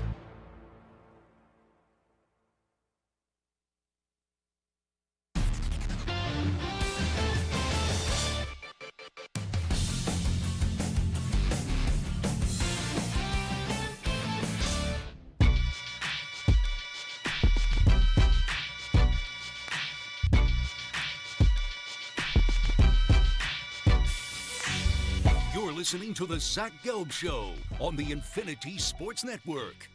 You know, I went out for lunch yesterday after I was filling in for Andrew Perloff on Maggie and Perloff. And I actually texted Perloff because I know Perloff loves to go to this restaurant called Sedel's in New York City, and that was the restaurant I ended up going to. So I had some French toast. There were some pigs in the blanket. You get some lox, some whitefish, some egg salad, have a bagel, some coffee. Very good lunch. A little pricey, obviously, but that's the city for you. However, Sedel's is one of those restaurants where it's tough to get in, and there's always such a demand to get into Sedel's that when you put a reservation down, you have to sign something that says if you don't show up for the reservation, it's $50 a person. So I went to the lunch yesterday and had the meal, even arrived 15 minutes early, and I paid the bill, right, in full. No issues. And as I'm getting ready to go to the studio today, I get an email from Resi, which you make the reservation on. You didn't show up for your reservation at Sedel's, and you've been charged $100. And I go, hold on. I already paid over $100 for my meal at Sedel's, and now you're telling me that I got charged for not showing up when I did show up. So I go to call Siddell's, and they have a bunch of them around the country. But I go to call Siddell's, the one in New York City, and you can't get to anyone at the front desk. So I left an email, and they tell you, okay, email reservations at so-and-so.com, whatever. And I sent them the screenshot of my credit card getting charged, and then sent them the screenshot of their notification. They ended up getting back to me. And not that I was expecting something, but when you mess up like that, and I did, in fact, dine at your restaurant, and you charged me for not dining at your restaurant, I thought maybe they would send me something else. And instead, they just got back. They go, that's our mistake. We apologize. We're going to rectify the situation. I'm reading this like, oh, maybe they sent me a little gift card. Oh, we're just going to refund you the $100 that we charged you that we shouldn't have charged you. I don't know, Stu. They should have sent me a gift card. It had to be $100. It had to be $100. Like, how about $50? Send me a $50 gift card, and next time I go there, and I'm going to spend over $50, not like I'm just going to go in and use the gift card. I'm going to spend well north of that. They probably should have done something for me. That's just something I thought about, Stu. If I was running Siddell's and I wanted to have good customer service, when you charged me for not showing, when not only did I show up at the restaurant yesterday, I was even early to the restaurant yesterday. Yeah, you're probably right, but unfortunately, I'm not surprised that they didn't do anything. Well, let's be real. They don't need Zach Gelb to come to their restaurant. If I don't go, there will be 100 other people waiting. There will be enough. I was going to say bougie jackasses that will go to that restaurant. And yes, I will throw myself in the bougie jackass conversation. So that was that. I also read, and I know we were talking about Shedeur Sanders oblique, that Jordan Love has had surgery on a ligament in his left thumb. So he's not expected to miss much time. They say he could be back at some point next week. And they still obviously are tracking and anticipating that he's going to start the Green Bay Packers' first game of the season. You look at the Packers this year, I don't know what it is. Maybe it's because they're a gold standard franchise. Maybe it's because they have the benefit of the doubt. You know, I had Andy Staples on with Maggie the other day, and he gave his 12 blue blood programs in college football. And when I was talking to Maggie about it, I said to Maggie, I go, when I think of blue bloods, I just think of basketball, college basketball. I don't usually understand it I don't usually think of it for college football, but I get it, right? Football consumes us all. So if you want to make a college football blue blood list, I'm not going to trash it. But I thought that Andy State, 12 teams, that's too many. I said you could have just done 5. And I think the 5 brands that I gave would have just been Alabama, Ohio State, Texas, Alabama, Ohio State, Texas, who else? Michigan, and then Notre Dame. In no order. Those were the 5. 12 to me was too many. But when you go to the NFL and you talk about their blue bloods, if that's a thing, Packers, Steelers, Cowboys, 49ers, and you know what? Probably the Raiders. Right, Stu? I was going to say the Patriots. Yeah, but it's more recent, but there's so many Super Bowls. I feel like at this point, they've got to be in that list. Would they kind of be how Villanova is now maybe viewed? Now, Villanova did win a championship with that great upset up against Georgetown, but the last few years, that's when people started to claim them a blue. You know who it is better comparison? UConn. Yeah. Because UConn obviously was a dynastic run, and they've been the most powerful program in college basketball in terms of winning for the last 25 years. So, yeah, I would consider UConn a blue blood, and I would consider, I guess now the Patriots a blue blood. But the thing with the Pats, and I say this as a Pats fan, they were dreadful. Before this 20-year run, I understand they made a Super Bowl up against the Packers. I get that. They made a Super Bowl up against the Bears. But that was a laughingstock of a franchise. An absolute laughingstock of a franchise. So the brand is in an elite spot now. But when I look at it from a history standpoint, up until the last 20 years, can you tell the history of the NFL without the Patriots? Absolutely. But inside those teams that we mentioned in the NFL, the Raiders are in a bad spot right now. The 49ers are still obviously good. So you look at the Packers, the Cowboys, it's just, we know what they are at this point. But you look at the Packers, they are an organization where if you look at their last two quarterbacks before Love, you had Hall of Fame quarterback, Super Bowl champion. Hall of Fame quarterback, Super Bowl champion. And Jordan Love has been good to start his NFL career. He hasn't been great, but he's been good. The second half of that season, his first 2 years as a starter, he got really hot.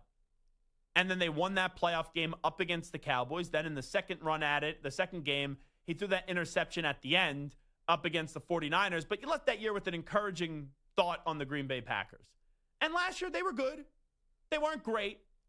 Some may say they were even disappointing. They made the playoffs, and they lost the wild card round weekend to a team that ended up going on to win the Super Bowl in the Philadelphia Eagles. So I go into this year with the Packers. I don't feel as if there's a lot of national pressure on them. And it's probably because the respect that people have for the organization and they give them the benefit of the doubt. You had Bart Starr. You had Brett Favre. You had Aaron Rodgers. So Love has been good enough that he'll find a way to be great. But I look at Green Bay, even if it doesn't seem like there's a ton of pressure on them, and I know you have this Jordan Love injury now, they got some talent on defense. On offense, they finally drafted a wide receiver for the first time since 2022. You got Josh Jacobs there, who had a good season last year. And Jordan Love, his first 2 years as starters, both made the playoffs and won one playoff game. That's a team. Are you just going to be stuck? Are you just going to be that team that you get 9, 10, 11 wins a year? You could win the NFC North in any given year, but when come playoff time, you're not going to an NFC championship. You're not going to a Super Bowl. So I want to see this year if the Green Bay Packers, even though they have this Jordan Love injury, but it doesn't seem as if it's a freak-out situation right now. And I know we already had the surgery, still expected to be back next week or, by the start of the season.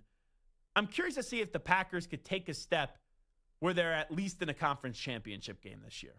And you look at the last 3 conference championship games, the last 3 years, Eagles, Commanders, Chiefs, Bills was last year. Before that, 49ers, Lions, Chiefs, Ravens. And the year before that, Eagles, 49ers, Chiefs, Bengals. So if you take the teams that have at least reached a championship game in the last 3 seasons and you take them out of it, who's a team this year that you're going to be curious about or you think there's pressure on them to reach that conference championship game bare minimum? I'll start with Stu. So I don't think this team is going to do that. I don't think they're going to reach a conference championship. They might not even make the playoffs this year, to be honest. But I think there's a lot of pressure on the Steelers because it is kind of a 1 year, maybe 2 year, but probably a 1 year experiment with Rodgers. You have Tomlin, who is kind of maybe on the hot seat. They just re-upped TJ Watt, so they're paying him a lot of money. They don't have the clear succession plan at quarterback for Rodgers. So I think this is kind of an all-in season for them. And if that's the case, you would think making a conference championship is at least a goal. You know what? It's funny that you say that. I would have not have thought the Steelers for this just because even though the Steelers, right, they're one of those blue blood franchises, right? I think I mentioned the Steelers in those for the NFL. If not, I should have because obviously they're one of the more iconic organizations ever. But the Steelers, I'm just numb to it at this point. I look at them. They'll be anywhere this year to an 8 to 11 win football team. I know that's a big range, but they'll probably be 9 or 10 wins. Maybe they make the playoffs. Maybe they'll make wild card weekend, and then they'll lose in the first round. Steelers haven't won a playoff game since the 2016 season. So that's why I wasn't thinking them for this one. Now, I know my answer may be a little bit weird because this team has won a Super Bowl recently. They haven't been to an NFC title game in the last 3 seasons. And I don't know how much national pressure is on them because everyone loves their coach, and they just recently won a Super Bowl. And they got a lot of youngsters on this team. When you look at the defensive side of the ball, Fisk, Verse, Young, Turner, they are absolutely loaded. And I saw that Micah Parsons, by the way, he had a little back and forth with Aaron Donald where Aaron Donald said, hey, if the Rams could go get Micah Parsons, I would come out of retirement. If I'm Les Lead, I'm saying F those picks, call up Jerry Jones. I know Jerry's probably not dealing Micah Parsons, but that's what I would be doing right now. But my team's the Rams. And it's kind of a mix of Stu's answer. You did it from, you have Rodgers, the older quarterback. Now, Stafford's already won a Super Bowl in L.A., but this feels like the last hurrah for Stafford. I know he's going through all these injuries right now with the back, and you get the epidural and all that. But this feels like the last chance for Stafford. I know he already won one, but I don't know who their quarterback's going to be next year. Like, if it's not Stafford, I know you have Devontae Adams. I know you have Puka Nacua. I know you have the 4 players I mentioned, the defensive side of the ball. You got Kyron Williams. You got a lot of talent there. And McVay, that would be an attractive destination. But I do think there's pressure on the Rams to at least make an NFC title game this year. And I know you could say, well, Zach, they just won a Super Bowl, so it's all gravy. It is. But you don't know how many more times you could get back there. And you don't know if there'll ever be a better chance to win another championship than the one that you have this upcoming season with some of the unknowns in the future. Samter, what's your answer? I'm going to go with the Houston Texans. This is a team that's won 2 straight divisions. C.J. Stroud took a step back. Completion percentage, yards, touchdowns all went down. Picks went up despite playing in more games than he did his rookie year. So statistically, he went down in every category. And yeah, they've won 2 playoff games. It's great. But we're talking about a team that's trying to build a championship contender. And if you want to be considered in that conversation, not just like a best team in a bad division kind of thing, you have to actually make the AFC Championship game to prove that you're taking that next step forward. They definitely have to be there at some point very soon. 888-710-4ISN, 888-710-4476. I am going to get a chuckle or maybe a bleep-eating grin from El Capitan Marco Belletti in the question I'm about to ask him. Marco, I need some fashion advice from you. Okay. So you're at the bottom of the barrel there, my friend. Well, I think you do factor in here. You wear a lot of shirts that have bands on them. At times. So I got invited to a party, and the theme, it's an emo party theme. And I have to dress up for this. Now, I'm not painting my nails black. I'm not doing eyeliner. Like, I'm not wearing whatever the bracelets are and stuff like that. So I need an emo type of band. Do you have any suggestions? You came to me for this? Yeah. You're like, I feel like your kind of bands. Emo? So it was recommended to me that I could wear a Black Sabbath t-shirt. That's emo? I don't know. That's what I was told. That's why I went to you. You know? I got a little lesson here. I was told emo and goth aren't the same thing. I always thought they were the same thing. I don't know what the hell emo is, okay? So I don't know what category that is. I don't know what the hell you're supposed to be putting on or whatever. But if you're telling me Black Sabbath is in that category, then categories have been shifted and moved, and we're combining all kinds of stuff. It's a young man's game now. If that's the case, so be it. I thought it'd be a nice little tribute to Ozzy Osbourne. I've seen Sabbath play a couple of times. I saw Ozzy before he died, obviously, a few times by himself with Sabbath. Put on a great show. I don't know. That's emo. That's new to me. I don't know. It was for someone's birthday party. I get the invitation, and I'm reading this, and it's like, oh, it's an emos themed party, and I go, we have different words for different things. I almost feel like you go to the dictionary, find me the word that I understand, and tell me what an emo is. I'm an older soul, so I'm confused by this stuff too. I don't know what the hell emo is. Yeah. Okay. I don't know. It is the Zach Gelb Show on the Infinity Sports Network. I kid you not. When I got this invite, I go, next time I work with Marco, I got to ask Marco about it. I might even have a Sabbath shirt at home. I got a Zeppelin shirt on as we speak. I don't know what the hell emo is. Okay. We'll take a break. When we come on back, James Cook has a new contract. We'll get into some of these other player holdouts as well. We'll do that in about 5 minutes when we return. First up with the latest sports flash, a fashion connoisseur, El Capitan Marco Belletti. Infinity Sports Network Sports Flash. Zach, tough setback for Shedeur Sanders. Suffered an oblique injury. He's being called day-to-day. Unlikely to play Saturday against the Eagles in the preseason. As for Kenny Pickett and Dylan Gabriel, they're in 7-on-7. Dylan's doing better and will continue to get more team reps. Head coach Kevin Stefanski. It seems Joe Flacco fully in line to be the Game 1 starter, but the crowded Browns quarterback room remains muddy after that.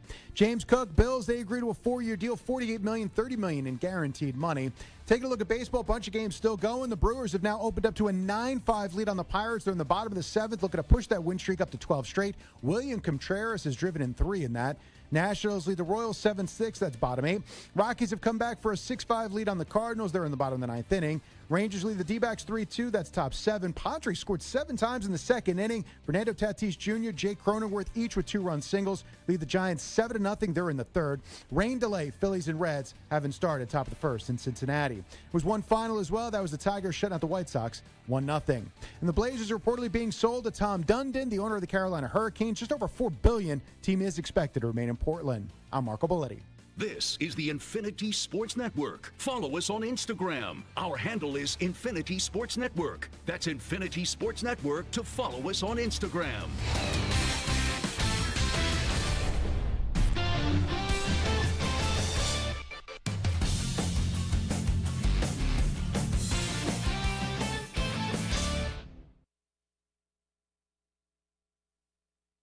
You're in a 5-minute break.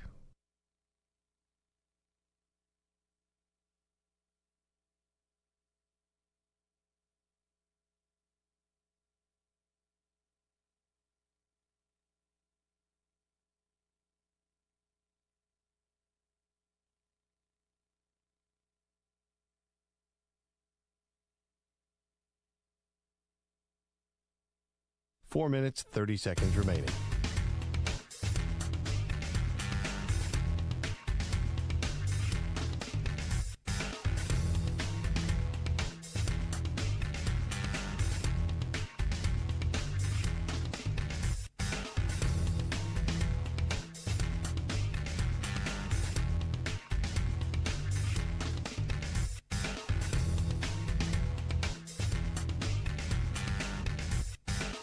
Four minutes remaining.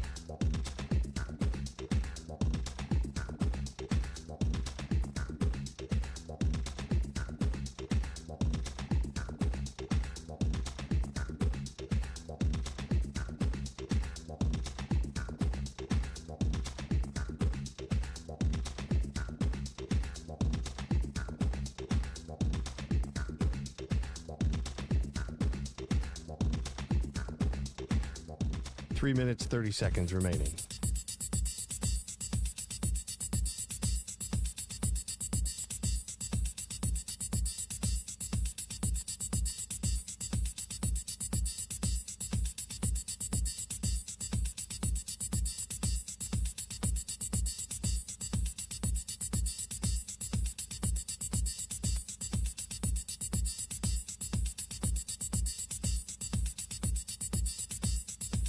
Three minutes remaining.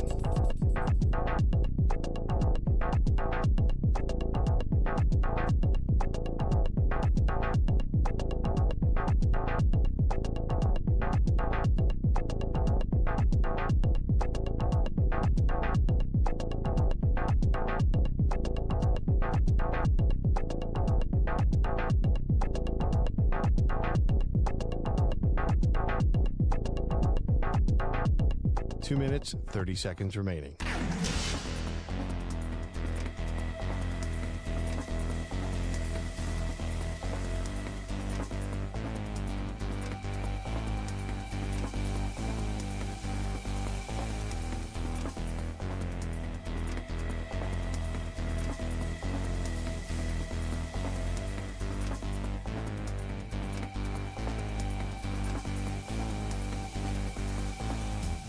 Two minutes remaining.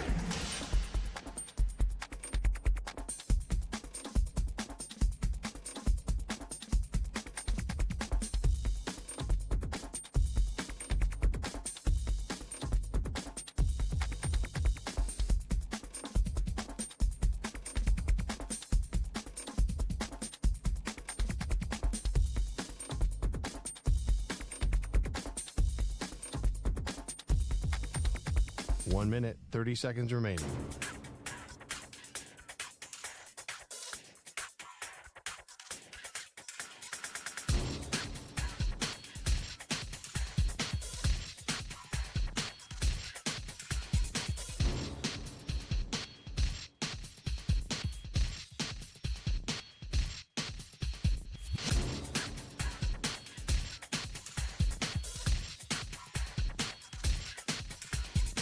One minute remaining.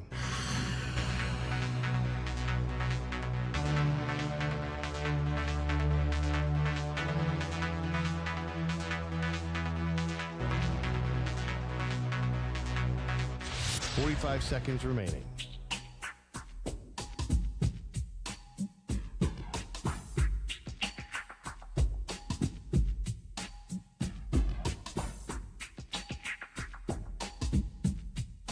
30 seconds remaining.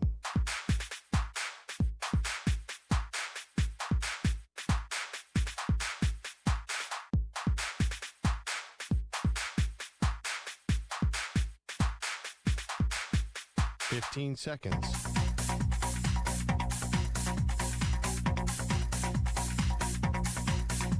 Break ends in 5 seconds.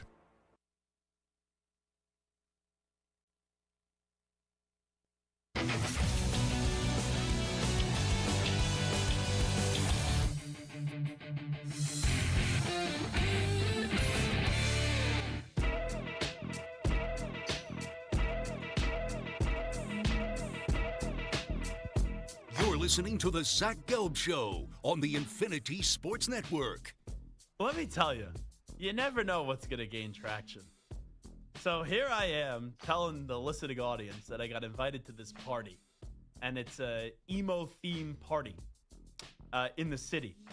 And it was recommended to me by the host of the party because I had no clue what to wear to this. I thought I could just wear a black t-shirt and black jeans. They said, it's not fun enough.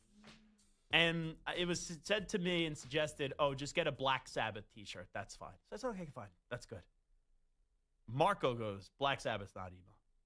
And I just got a bunch of responses on Twitter. Joseph Voorhees, Sabbath is not emo. If I were you, I would get a shirt with an emu on it and say you misunderstood the assignment. That's kind of funny. I like it. Danielle on Twitter says, Sabbath is not emo. Did you watch... I know the name of this show, but I can't say it correctly on the radio without making it say as something that Stu would dump it just because of the way that I speak. Bleep Creek. David is emo. You should dress as him. You kind of look alike. Huh? Hold on. David from Bleep Creek. Let's see. He thinks I look like him? We kind of look alike, this guy? No, definitely not. Who right? is this? Do you know who that is? From Schitt's Creek? Yeah, Yeah, thank Dan you. You Levy. can say it. Yeah, you can say it. It's the name of the company. It's the name of the show. I know, but I would misspeak. Oh. I got Adam Devine a bunch. Okay. Yeah, and then I tweeted him, and he goes, Hot Boys Unite. His name is Dan Levy. He's the son of Eugene Levy, I the don't dad look from anything like from him. American Pie, the famous Yeah. Eugene Levy. You think I look like him? I don't. Oh, no, I'm just saying because of this was asked. Delta 9 Brian is extensively tweeting about his emo phase. And then, you know what? David Immerman, the great guitarist for Avril Lavigne. He said, hit up Hot Topic and get a My Chemical Romance shirt or something and call it a day. Now, I already ordered something, and it's funny that David said this, from Hot Topic. I went online and I got a Black Sabbath shirt because that's what was suggested to me.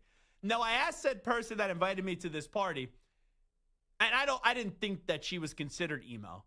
But I said, would Avril Lavigne be considered? Because then I could get some cool swag. Obviously, David Immerman, the great guitarist for Avril Lavigne. So maybe I messed this up, but since the person that is inviting me to the party said I could wear a Black Sabbath t-shirt, I guess that would suffice. Like, I already spent the $30. I'm not going to get it, return it, and then get another shirt. So, you know what? It is what it is. You get in what you get in. If I am Walmart emo, that's the best version of Zach Gelb that you're going to get. Listen, I honestly don't even know half of what emo is, but some of the bands that I do know of, as I Google emo bands, My Chemical Romance, as you mentioned, Fall Out Boy I've heard of, Rites of Spring, one of the earliest ones in the early 80s, Jimmy Eat World, if you remember the song The Middle, they're considered an emo band, Taking Back Sunday, Paramore. So, like, these are all some of the famous, more known emo groups. Avril is not. She's Did more you say Green Day? No, they're punk. Oh, I Botcher, who actually was very extensive in the newsroom, he said you could do Green Day. Yeah, Green Day is more pop I want to punk be an American idiot. than they are emo. Emo's more depressing. Yeah, emo's more depressing and woe is me as opposed to Green Day, which is more angry and anti-establishment. Avril is like kind of right on that border, I think, of like alternative punk and emo, but she's not quite emo, I don't think. My dad is visiting family in California, and they're going to go to Vegas, my dad and my mom. So obviously our connection in Vegas, after we saw Green Day play at a bar, and before that we saw U2 play at the Sphere. So I bring this up, and to transition here for a second, my parents want to go to the Sphere. And I told them, no, they play like a little 45-minute movie during the day if you don't want to go to a concert. They go, no, we want to go to a concert. Andy Gresh's favorite band is playing that night at the Sphere. The Backstreet Boys. How much do you think the cheapest Backstreet Boys ticket is? Now, when we went Super Bowl week, where you would think everything's inflated in Vegas, but you would think the prices would even be inflated out of the wazoo. I think we paid like $200 or something. It wasn't that much, and we got on the floor. Now, we bought those tickets an hour before the show. But for a Friday night, this Friday night in Vegas, what do you think the cheapest ticket is in the Sphere to see the Backstreet Boys? Zach is back. All right. My guess will be the cheapest ticket. Let's go $350. Stuart. That was exactly what I was going to say, so let's go $349. Santa, come on down. $706. You guys aren't anywhere close. That's more than double. I said to him, and I go to my dad. Oh, my goodness. He's trying to use some of his connections to get tickets. He also told me he may just put on his phone the video of the Backstreet Boys singing Zach is back all right, so hopefully someone gives him 2 tickets and gets in. I told him I don't have any communication anymore with the Backstreet Boys, so I can't help him. But if I know my dad the way I know my dad, and I know obviously he loves my mom, but for how many times they haven't done things because of money, if he spends $700 each on a ticket, even if they drop to $600 each on a ticket, he spends $1,200 on a ticket. Oh boy, I'd be shocked. Zach is back, all right. And Gresh is on line 1.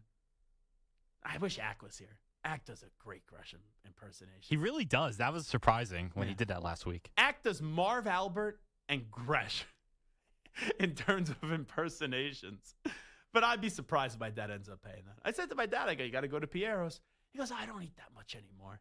I go, Dad, I've seen you stuff your face like a fatso before. But I don't think it even matters if he doesn't eat that much anymore. You have to have dinner. It's not like skipping dinner. Yeah. Get a salad. Get a garbage salad. Caesar salad. And then split a veal parm. A veal parm, and then also you got to get the shrimp cocktail there. So those shrimp are the size of my head. They are jumbo shrimp. Oxymoron, baby. Yeah. We should start calling Samson that, jumbo shrimp. Just call me the oxymoron. James Cook, by the way, he signed the new contract, 4 years, $48 million. We knew that holdout was going to end, or he held in, then held out, then held in. He got the new contract. Nothing new on Terry McLaurin, nothing new on Trey Hendrickson, and nothing really new on Micah Parsons. So there's the sports as we fill it in that segment. Alrighty, this is Zach Gelb Show on the Infinity Sports Network. We will take a timeout. When we come on back, you'll probably yell at me for not understanding what emo is, but we will also play you some audio. We'll update you on some of the biggest storylines in the world of sports with some audio. We call it a news brief, and we get it rolling next.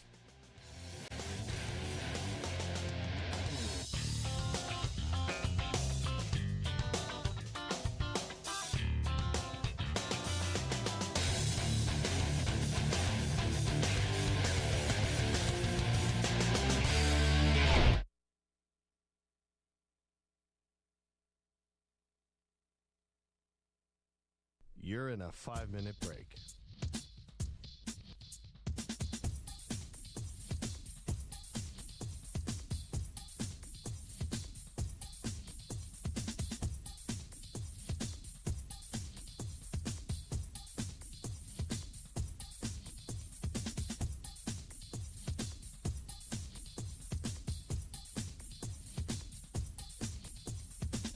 Four minutes, 30 seconds remaining.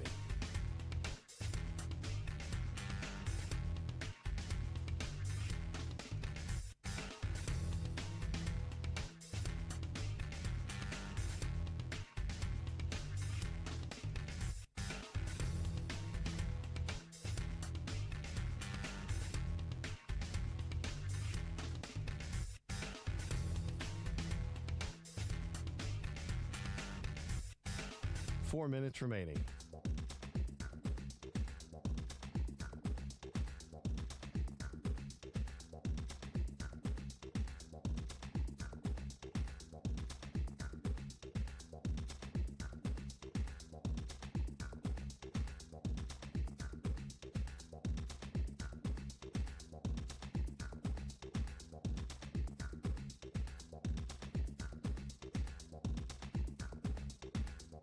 3 minutes, 30 seconds remaining.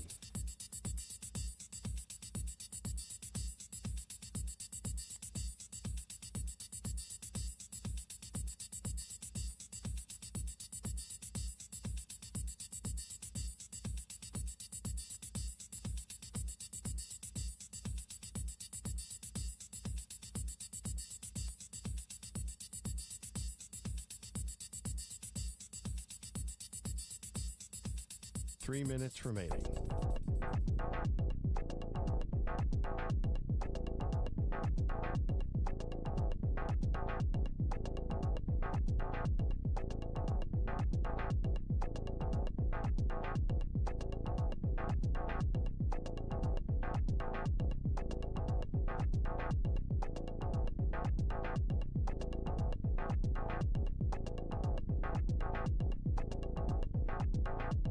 Two minutes, 30 seconds remaining.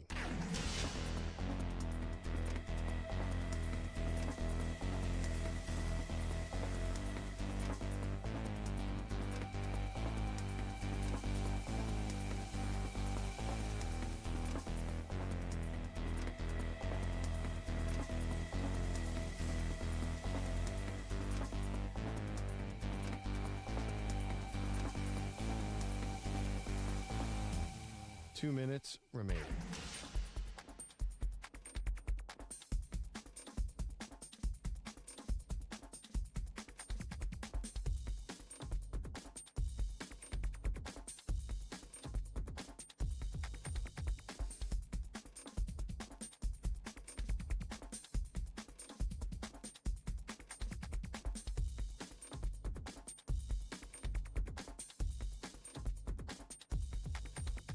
One minute, 30 seconds remaining.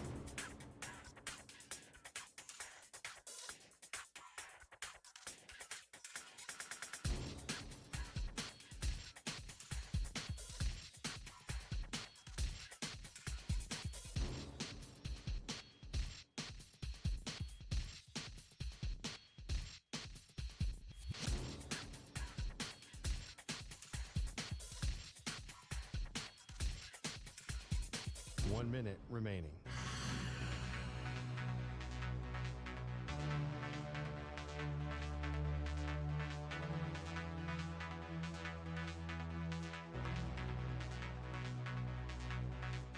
Forty-five seconds remaining.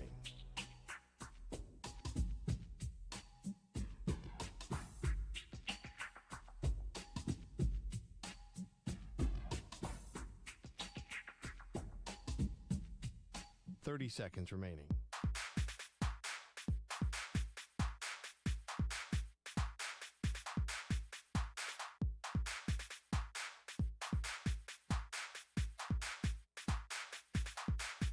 Fifteen seconds.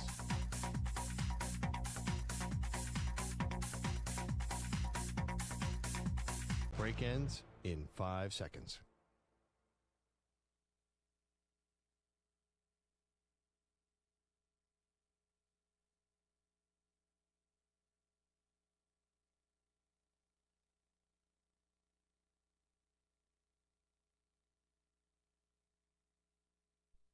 To infinity and beyond. He's live. He's nationwide.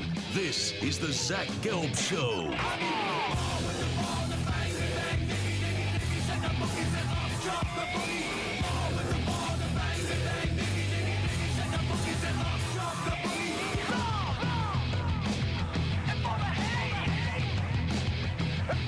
Here's your host, Zach Gelb.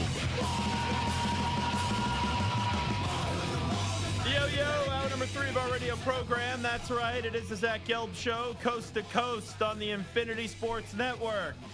And it is the Zach Gelb Show, actually with Zach Gelb. Bart was in last week. JR was in this week.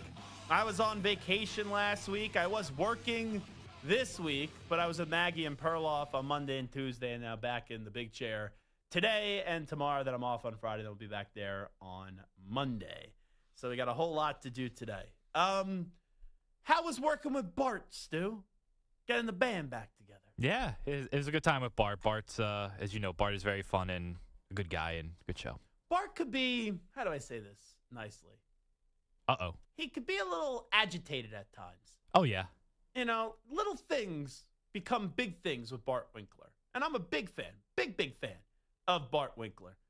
Did he go on any rants? Was he set off by anything that was pretty much innocuous that you guys are sitting there saying, man, he's just going off on something that really he shouldn't be going off on? I mean, I feel like he always brings up the Giannis, the whole everyone wants Giannis traded. I feel like he brought that up maybe twice in the few days that he was with us.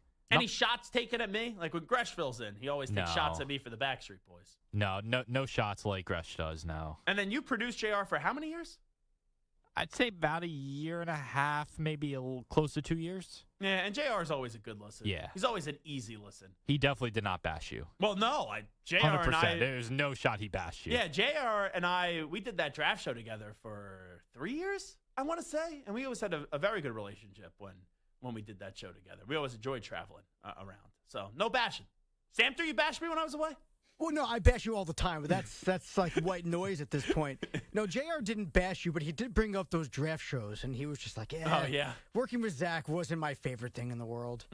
He's like Samter, Stu, you guys love it. Gelb, He didn't even work any of the draft shows with us. What are you talking about? No, we were working with him this week. Oh, gotcha. Yeah. Do you know who's in for me on Friday? Just wondering. It is Ackerman's second best impersonation. Oh, it is Gresh. Okay. Make sure at 5:40, Zach is back. All right.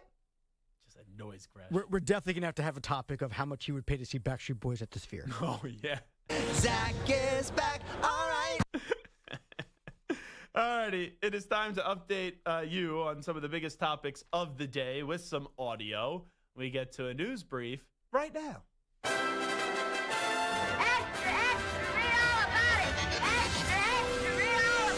Time for your daily news brief. We get you caught up on the rumors, reports, and reconnaissance from the day in sports. Alrighty, let's start it off with Albert Breer. He was on Afternoon Drive on 92.3 The Fan in Cleveland. That's with our pals Nick Wilson and also Jonathan Peterlin. And this was Albert Breer.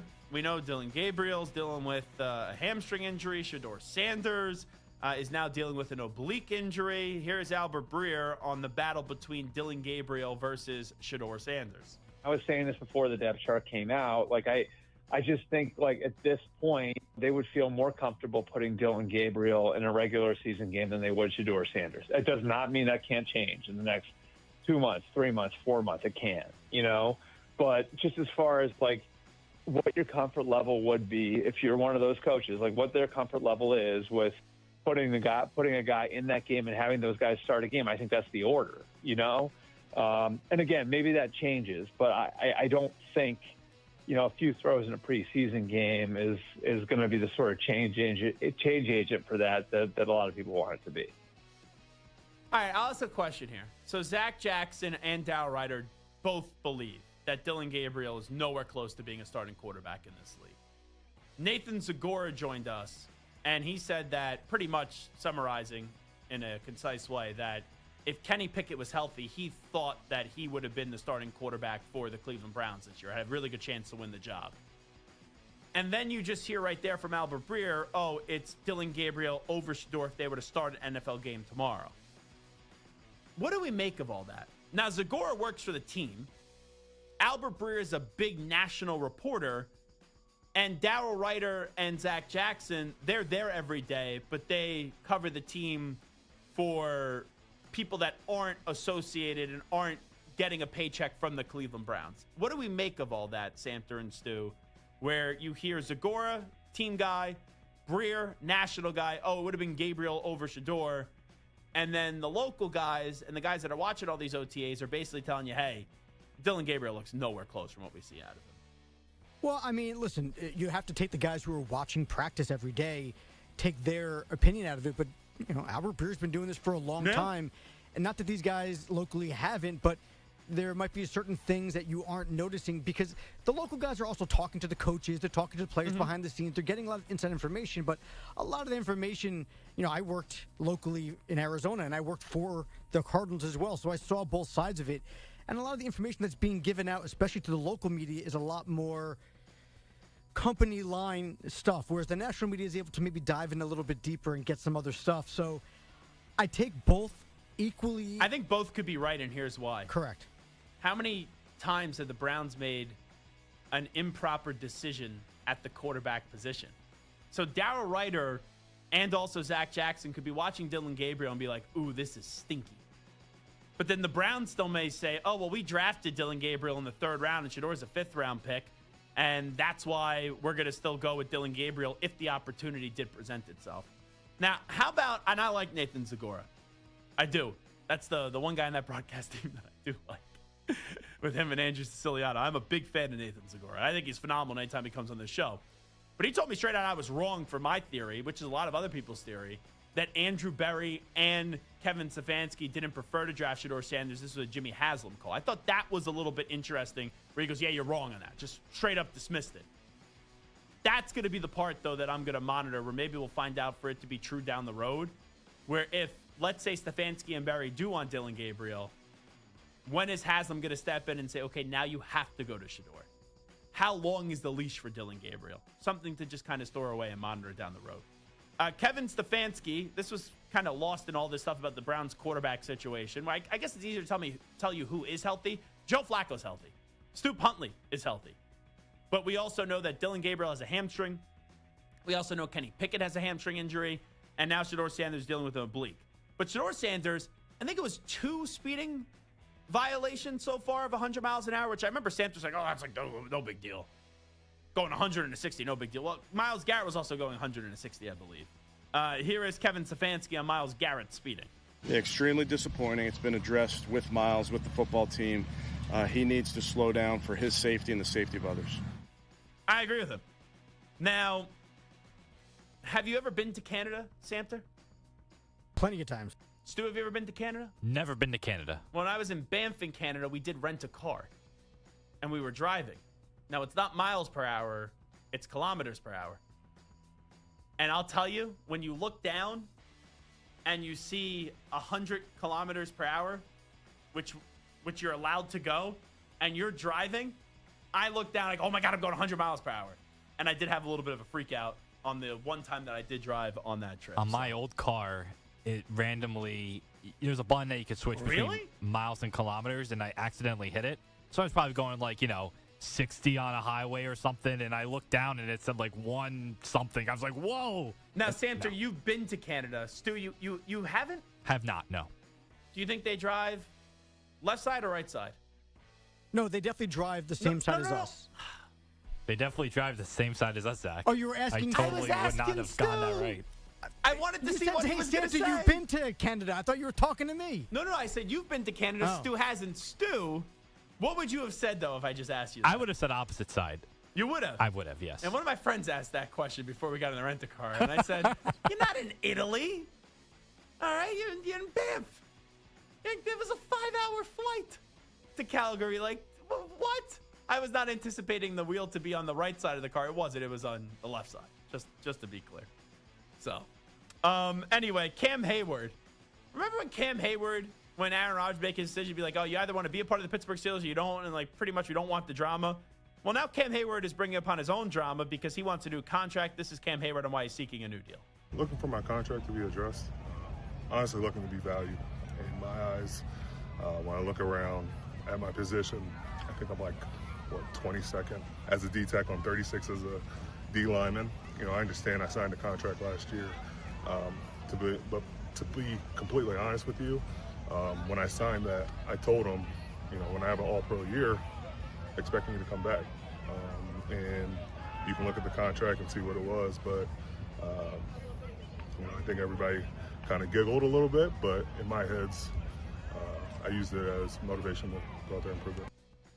And if you're the Steelers, right, you're quote-unquote all in this year, how don't you find a way to rectify this contract situation? Here is Matt LaFleur. We know that Jordan Love had surgery to repair a ligament injury in his left thumb. Matt LaFleur, will Love's injury impact his ability to play? Only if it limits you in your ability to go out there and perform the task at hand. And from what I've, no pun intended there, from what I've been understanding, it's a pretty relatively quick recovery. So hopefully we'll be able to get him back out in some capacity sometime next week to work on and work through, because I've never personally dealt with a situation like this. So there's going to be some learning curve along the way in terms of how do we adapt and how do we adjust. For injuries, it feels as if this story, if you're telling me your quarterback is going to have an injury, it's a nothing burger. If he could be back next week and you look at the season, we're still, 3 weeks away from the start of the season? That to me seems as if, okay, if your quarterback's going to get injured and it's going to happen once a year, and obviously it could happen more, that this, all thing considered, is not that bad. Here is Brian Gutekunst. He makes it clear this is not a long-term injury for Jordan Love. I don't like any of our guys to miss time. I think it's important for all our guys to be out there. It certainly affects performance when you're not out there, but at the same time, I think we'll get him back in plenty of time. And I don't foresee this affecting him, long term at all. Let's go to Brandon Beane, the GM of the Buffalo Bills, on the James Cook extension. This was something that we had conversations back in the spring. We had to put pause, push pause and, focus on the draft and other things. And something that we said we would try to revisit when we got to training camp. We've been here a while. Obviously we've been through things in the past, things that happened, distractions. And I think our, the core of this team, yes, there's new players every year, but I think the core of this team, knew what this was about. All righty, let's keep it moving. Let's go to Dan Campbell. He was on the ticket in Detroit. He takes blame for the postseason failures. There was a little part of me last year, I'm like, man, did I put such an emphasis on the 1 seed, playing at home, all these things, that it was almost like the set of circumstances, we had a bunch of injuries, that it was like, we took a deep breath. And then, it's like, oh man, we reached one of those goals, but the ultimate goal is the Super Bowl. Yeah. And so, I just, in my own head, that I set us up for failure by. That's how that clip ended? Oh, okay. That was just weird to me. I didn't know if Stu maybe cut that short. And by the way, that was on WXYZ TV in Detroit. I don't think Dan Campbell actually believes that. I think Dan Campbell's just doing that because a lot of people blame Jared Goff for the postseason failure last year. And he knows he needs Jared Goff to be great and maybe doesn't want to be impacted or affected by that. So Dan Campbell's doing what a coach should do, and he's just taking all the blame and putting it on his shoulders and creating conversations that way. All right, let's go to Jason Kelce. He announced that Taylor Swift is going to be on New Heights. This was on the New Heights podcast. Our guest today is a singer, songwriter, and producer and director from Nashville, Tennessee. That's bullshit. She is from Reading, Pennsylvania. She is the most awarded artist in the history of the American Music Awards, Billboard Music Awards, and iHeart Radio Music Awards. Damn! She has 14 Grammy Awards and is the only artist in the history to win Album of the Year 4 times. Last December, she wrapped up the Eras Tour, which spanned 149 shows across 51 cities, 5 continents, and was the most attended tour of all time. Of all time. I'm still going. Hold up. Her last album, The Torture Poets Department, set a record with 1.76 billion streams globally within the first week alone. All right. In the first week? And as a fan of that guy on the Chiefs, she has 19 wins, 2 AFC titles, and a Super Bowl. 92%ers! Are you ready for it? Making her podcasting debut, the most aggressive guest in the history of shows, Taylor Swift! That intro, Jason. Oh my God. I've seen this before. No, look, his soul has left his body. I'm cramping. I'm cramping. No, that was so good. Thank you. I tried, Tay. Thank you for screaming for like 47 seconds. That was so nice. That was so sweet. Tay, welcome to New Heights. Thank you. Thanks for having me on my favorite podcast. As we all know, you guys have a lot of male sports fans that listen to your podcast. Yeah. And I think we all know that if there's one thing that male sports fans want to see in their spaces and on their screens, it's more of me. See, that's a good line at the end. Now, sometimes people accuse me of being too loud. I don't understand why. But during that Jason Kelce intro, I'd take the headphones out of my ear for a little bit. That was loud. Now, I like Jason Kelce, right?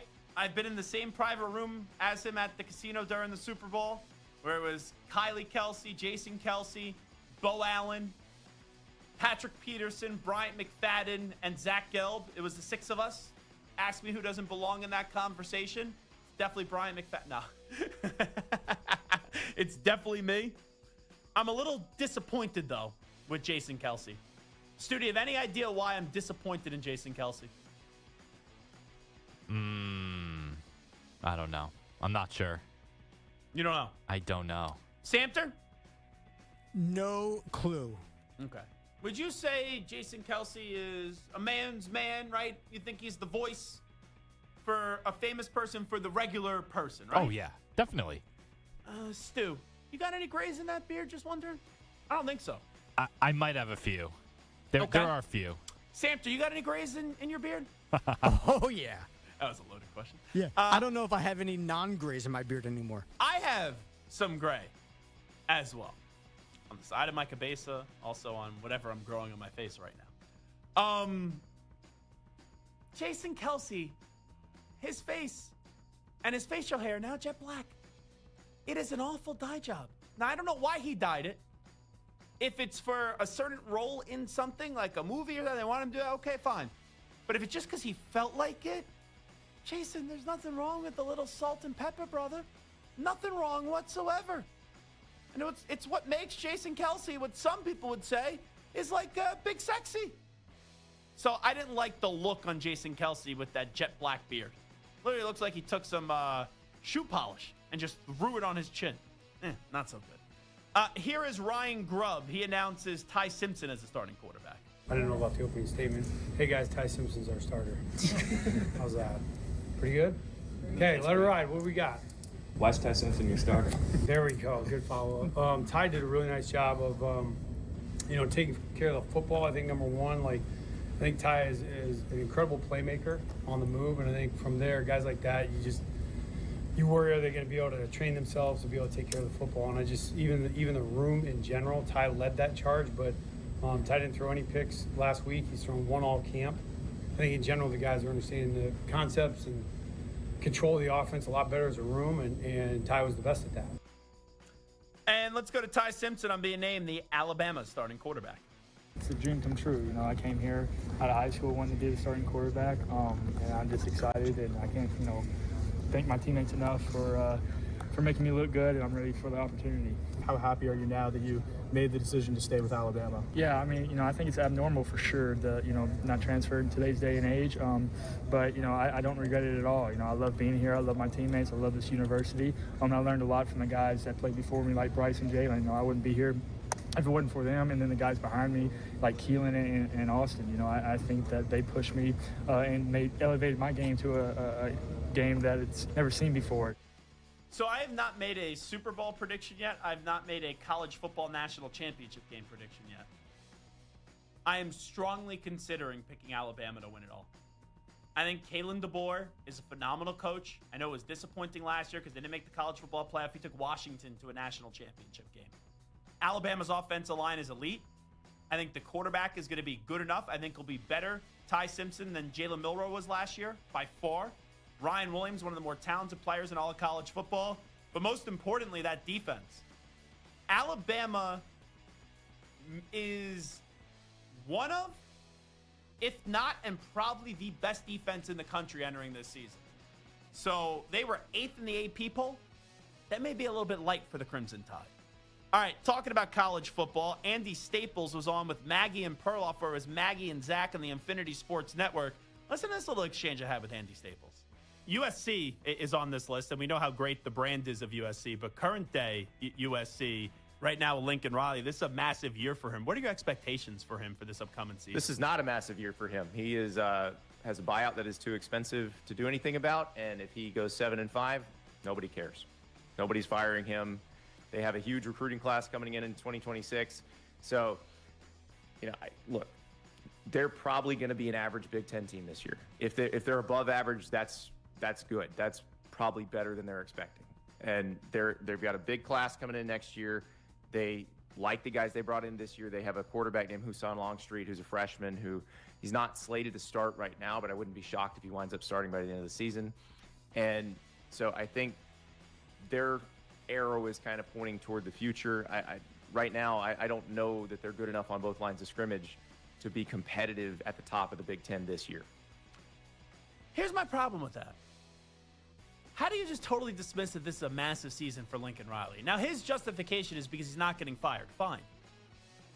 But there's a lot of people that are starting not to believe that Lincoln Riley's that guy anymore.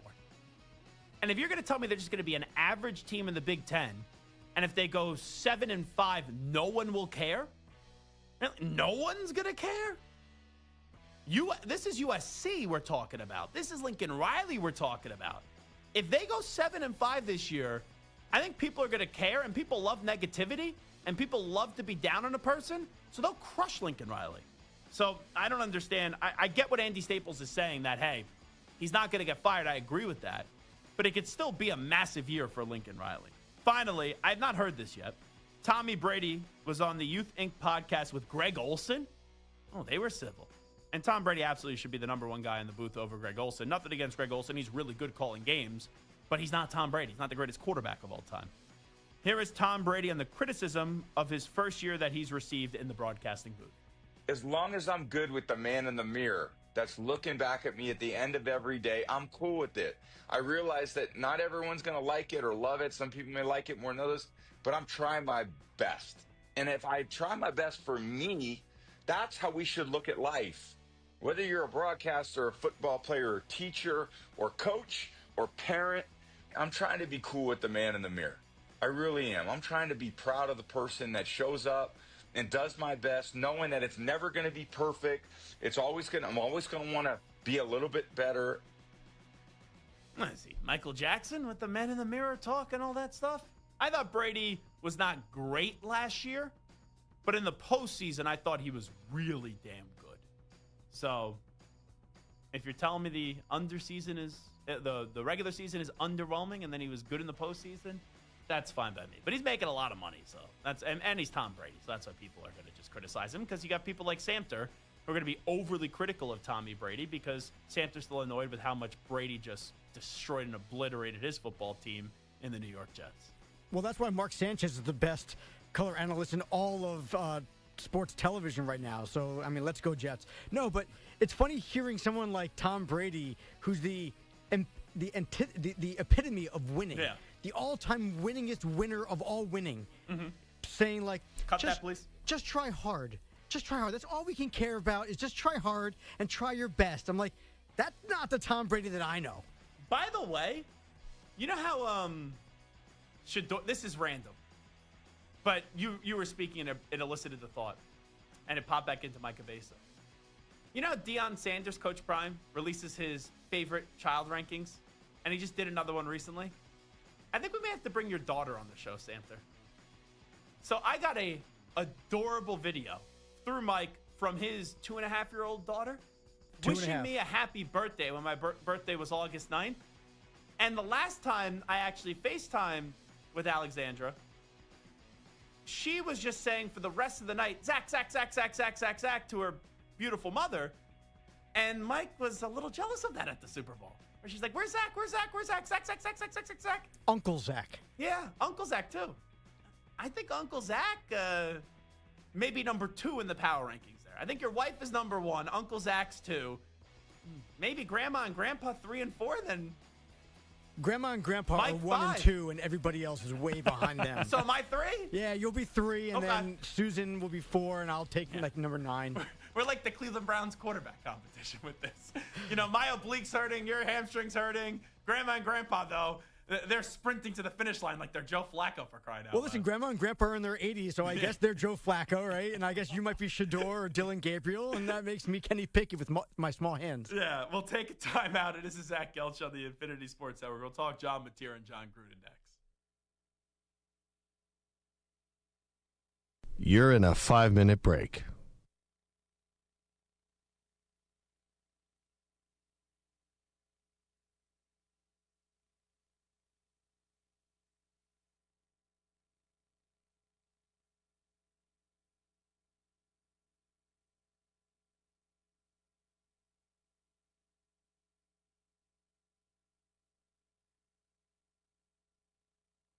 Four minutes, 30 seconds remaining.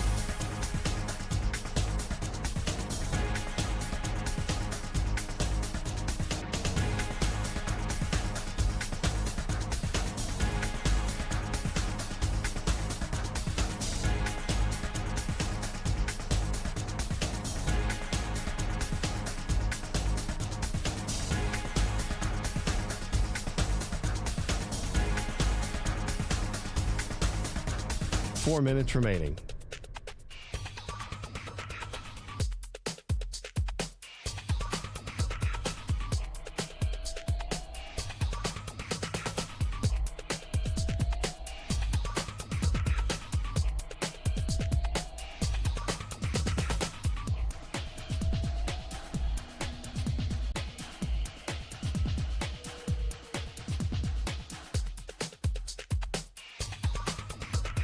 Three minutes, 30 seconds remaining.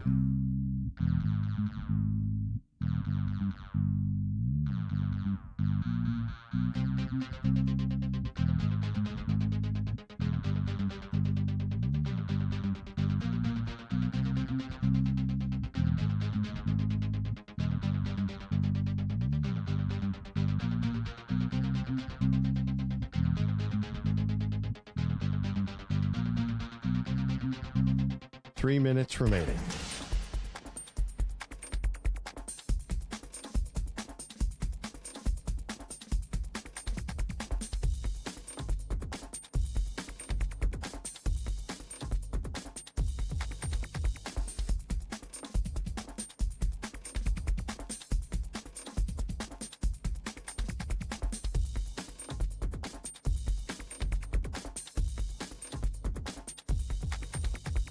Two minutes, 30 seconds remaining.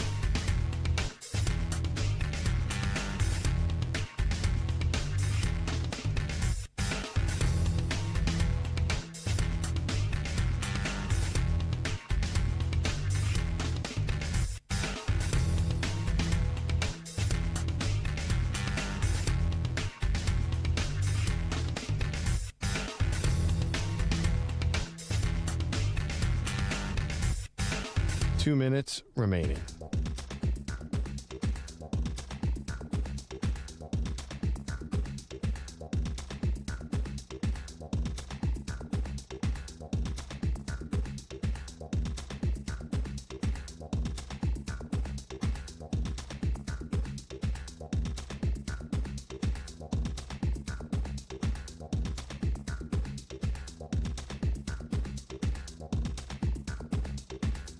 One minute, 30 seconds remaining.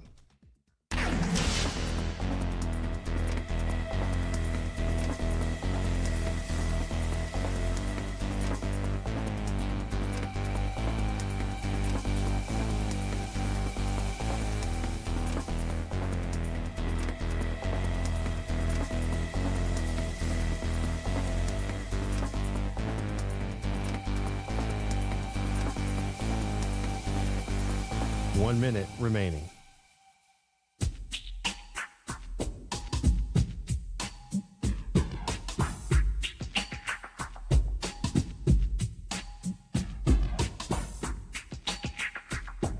.45 seconds remaining.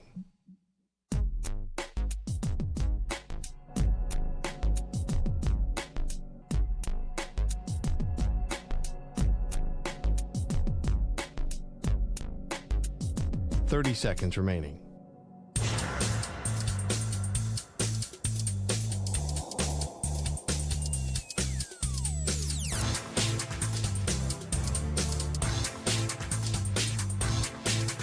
.15 seconds.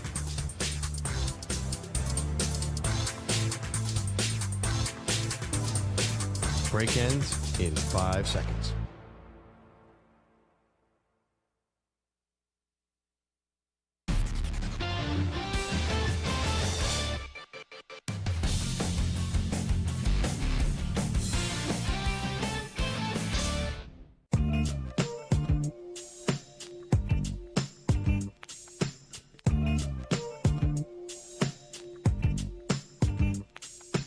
Welcome back to the Zach Gelb Show on the Infinity Sports Network. All right, it's Zach Gelb Show on the Infinity Sports Hour. We'll do this quickly before we get to a Marco Belletti Sports Flash. I think we should actually create some imaging. When we get something wrong on the show, I think maybe in the final segment, we kind of do some imaging and we play something quickly and you do like a correction. Kind of like what Tony Reale used to do back in the day on PTI with Michael Wilbon and Tony Kornheiser, where they did the Stat Boy had the stat correction. So I was asking Stu earlier, a question where Samter then rudely interrupted me and gave the answer when I was just asking Stu the question. But that's fine. Where I was in Banff in Canada, and a buddy of mine asked, as we were renting the car, where's the steering wheel you think in the car in Banff? Do you think it's on the right compared to where it is in America on the left? And I said, this isn't Italy. I thought in Italy, the steering wheel would be on the right. But Samter informed me, no, it's actually on the left in their cars, and it's England where the steering wheels are on the right. So that's a stat correction. I put my hand up, and I say that I ended up getting that one wrong. So you're very cultured there, Samter, I will say. I've traveled the world. I've been to a variety of different countries all around the world. I have never driven a car, be the one driving a car in Italy, because, no, I had my driver's license when I was in Italy, but we didn't have to drive a car. But they have very little cars in Italy, too. And I'll never forget this. When I was a high school student, we did a trip for spring break where you could apply for it and 15 or 20 people go to Italy, and I was one of the people that got in. And one of the teachers, not students, teachers, they wanted to see if a bunch of us could pick up the little car and move the car to the other side of the road. And we attempted to do that. We picked the car up in the air a little bit, but we were not able to move it to the other side of the road. And I didn't want to be an international criminal, so I elected to stop at that point. You know, Marco is not happy with this. He's like, you did that in the motherland? I could hear Marco right now. Marco is going to walk out of the studio, get the wooden spoon, and start hitting me in the tuchus with the wooden spoon. Biggest beating I ever took. I laughed when the wooden spoon broke. Metal spoon came out. I don't remember much after that. When you would get like a bath as a kid, so you remember did you ever get your mouth washed out with soap? No. No? I had some cousins that did. I never did. I won't say which parent did it to me, but at a very young age, I guess I got my mouth washed out with soap. And when I was a little bit older, I guess I remembered that. And there was a situation where I guess we were in a hotel and there was some spare soap, and I put some on my hand, and I went over to that adult that put soap in my mouth and put soap in that adult's mouth. That did not go over well, I will say. I wouldn't think so. Yeah. Nor should it. Did the spoon ever? Did you ever use the spoon back at anyone that ever hit you with the spoon? No. Oh, okay. Was it dumb enough to hit my mother with a wooden spoon? Are you out of your mind? I'm just asking. I mean, the streets were talking. Again, I was dumb enough to laugh when she broke it was over my shoulder, my back, whatever it was. She hit me. You were that jacked as a kid that you broke the spoon? The thing snapped in half, and I laughed. I mean, hysterically is a bit much, but I laughed. You're like, thank you, God. No, I laughed. I just thought it was funny. It was like, all right, well, there's the end of that beating, and I thought it was going to go over at that point. I didn't realize that 30 seconds later, when she was going to return, she was going to come back with the metal spoon. That didn't break. You missed the wooden spoon, though. That didn't break. No, the wooden spoon was better. Do you have Venmo? I don't feel like you use Venmo at all. No. So, Samter, Stu, do you guys use Venmo at all? A lot, yeah. Yeah? I do, but that's a hell of a transition from wooden spoons to Venmo. I got to get back on topic at some point. Are you trying I thought you were going to give me money because he felt bad that I got the wooden spoon broken over me. I thought you were going to give me money. Well, if I were to give you money, and let's say I was going to talk about the wooden spoon incident, I would then make the caption wooden spoon, but I wouldn't make it public. I would make it private, so only you could see it and no one else could see it. So I guess people went down the rabbit hole of John Mateer's Venmo, and this is how you know the Hickey Hex is already going and descending upon the fine folks in the Oklahoma program, because Hickey's all high on Oklahoma football and John Mateer. And now there's a gambling scandal with John Mateer, and I guess Hickey is lucky because John Mateer, it probably can't be proven that he gambled, but on his Venmo captions, when you're talking about specific games that you gambled on in 2022, allegedly, just so I don't get sued, I don't really see how you are able to spin it and say that you didn't. And now here's the thing where John Mateer is going to get lucky. Like, for example, when I was in college, right, in my fraternity house, there was a guy who was the bookie, right? He was the guy that we placed all our bets through. It was one of our friends. And if you lost the bet, you'd have to Venmo him. Now, I probably wouldn't put on that Venmo, hey, I lost a bet in a USC-UCLA football game. I'd probably do like, let's say, $20 and then come up with a creative caption or use an emoji. But since it's not like DraftKings or FanDuel where I have the account and they can link that to me, there's really going to be no way to prove that John Mateer was actually gambling. So that's why when he comes out with the statement the other day, hey, it was just a joke and it was an inside joke and I wasn't actually gambling, he could say that, but I don't think anyone believes him. For example, if you put a gun to my head and you said, Zach, do you think John Mateer was gambling? Yes, I do think he was gambling. But I don't think there's going to be an actual way, even though we basically have the gun to prove that it was his gun, even though the caption is right there. So I don't think much will come out of that. So now we'll just have to see Oklahoma fail just based off pure hickey, not on John Mateer actually gambling. And also, I saw John Gruden said he would die to coach in the SEC. Auburn, I think that's a school to monitor for John Gruden. I thought they should have hired Coach Prime a few years ago. Hugh Freeze has not been good. I do not think Hugh Freeze is going to have a good season this year. I think they're going to be a 6-win football team. John Gruden is begging for a job right now. And I know he has this whole situation with the NFL, which right now it looks like he's actually winning. I don't think he's going to be a head coach again in the NFL, but college, I would love John Gruden in college. All righty, we'll come on back with a Take 5 Wednesday. What are the top 5 biggest storylines in college football entering this season? I have 5 answers for you next. Update time first. Get your wooden spoon out. Here's Marco Belletti.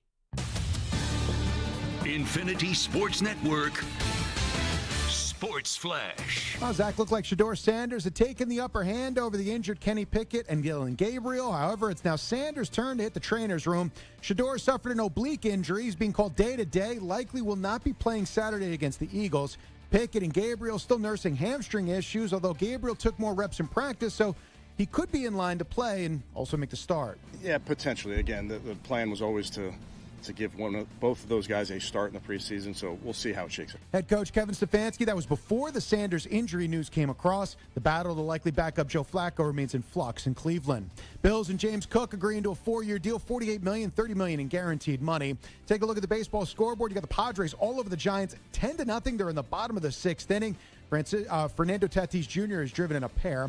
Phillies and Reds still in a rain delay, haven't started in the first. Some finals as the Brewers just keep on rolling. Their win streak is up to 12. They dominate the Pirates 12-5. William Contreras knocked in 4. Christian Yelich knocked in 3. Diamondbacks, they handled the Rangers 6-4. Tigers shut out the White Sox 1-0. Nationals outscored the Royals 8-7, and it was the Rockies up in the Cardinals 6-5. I'm Marco Belletti. Hey, like us on Facebook. Our handle is INF Sportsnet. That's INF Sportsnet for our Facebook page. This is the Infinity Sports Network.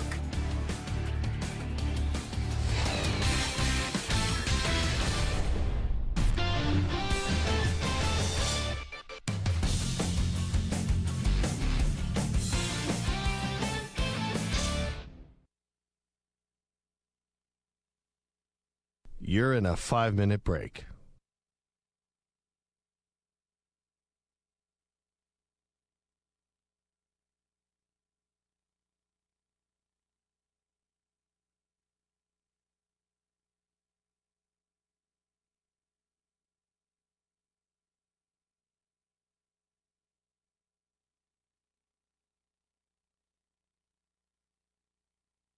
Four minutes, 30 seconds remaining.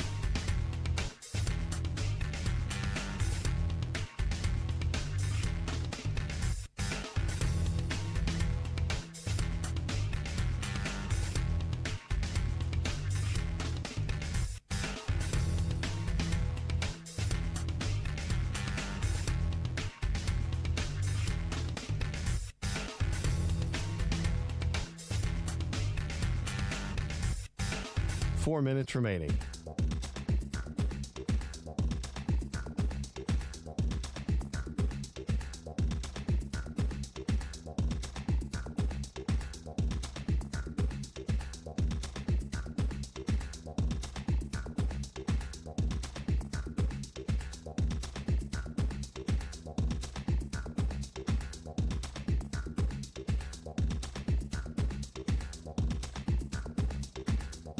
Three minutes, 30 seconds remaining.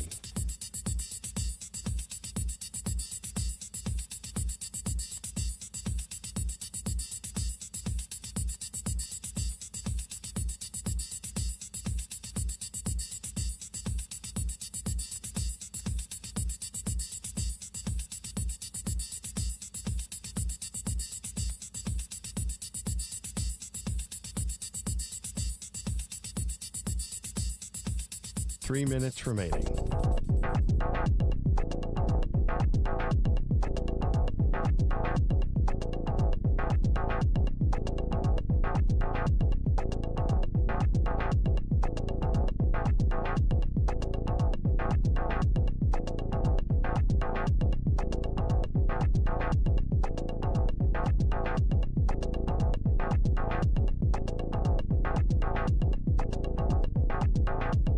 Two minutes, 30 seconds remaining.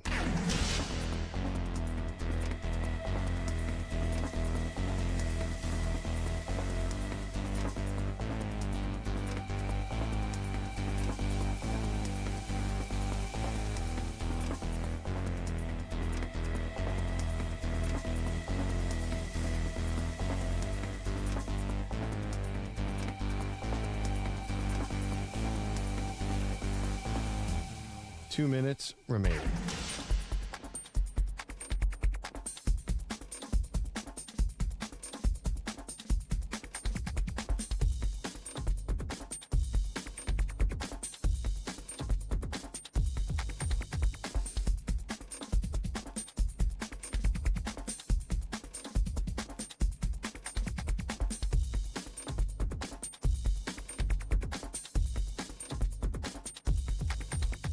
One minute, 30 seconds remaining.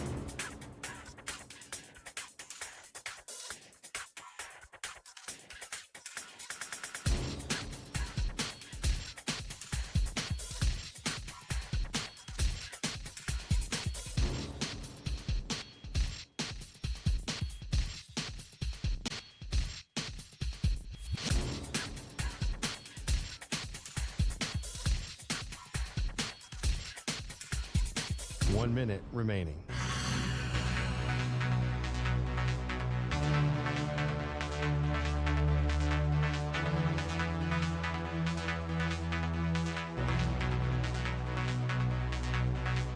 Forty-five seconds remaining.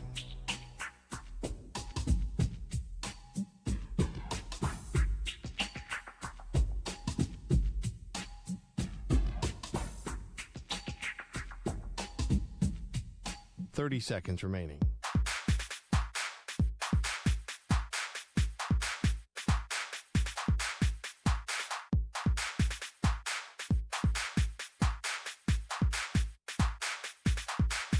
Fifteen seconds.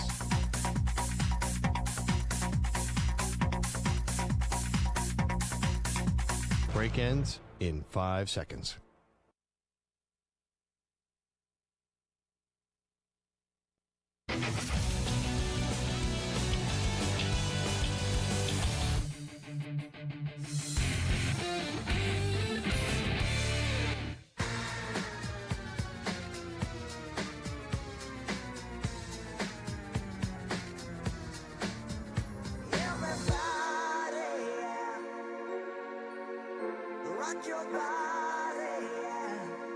Hey, this is Howie. And this is Nick. From the Backstreet Boys. And you're listening to the Zach Gelb Show. And guess what?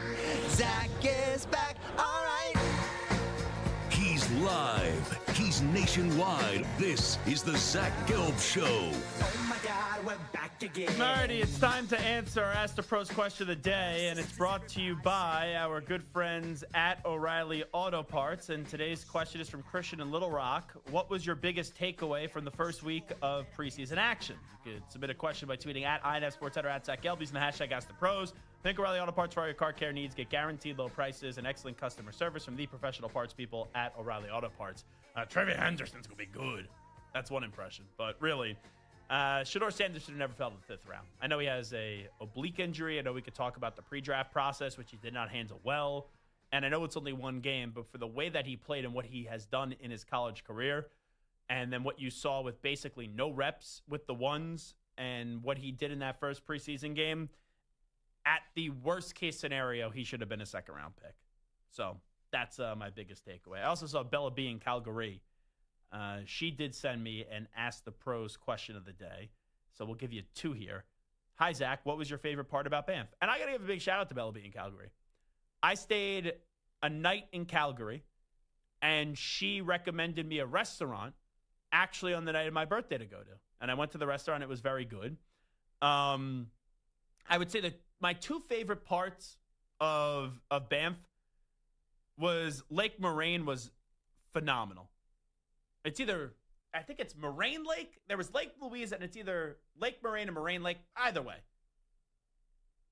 It's Moraine Lake. That lake was stupid cool. People said, oh, wow, the Instagram filter you use is awesome. No, I didn't use an Instagram filter. That's what it looked like at Moraine Lake. And also, let's just say if you're going to a certain store, the price conversion, if you use a credit card that got sent back to the U.S.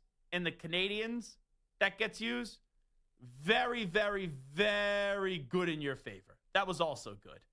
So if you were trying to do some activities that Stu likes to do that I may or may not have been participating in, we ended up getting a very good bang for our buck.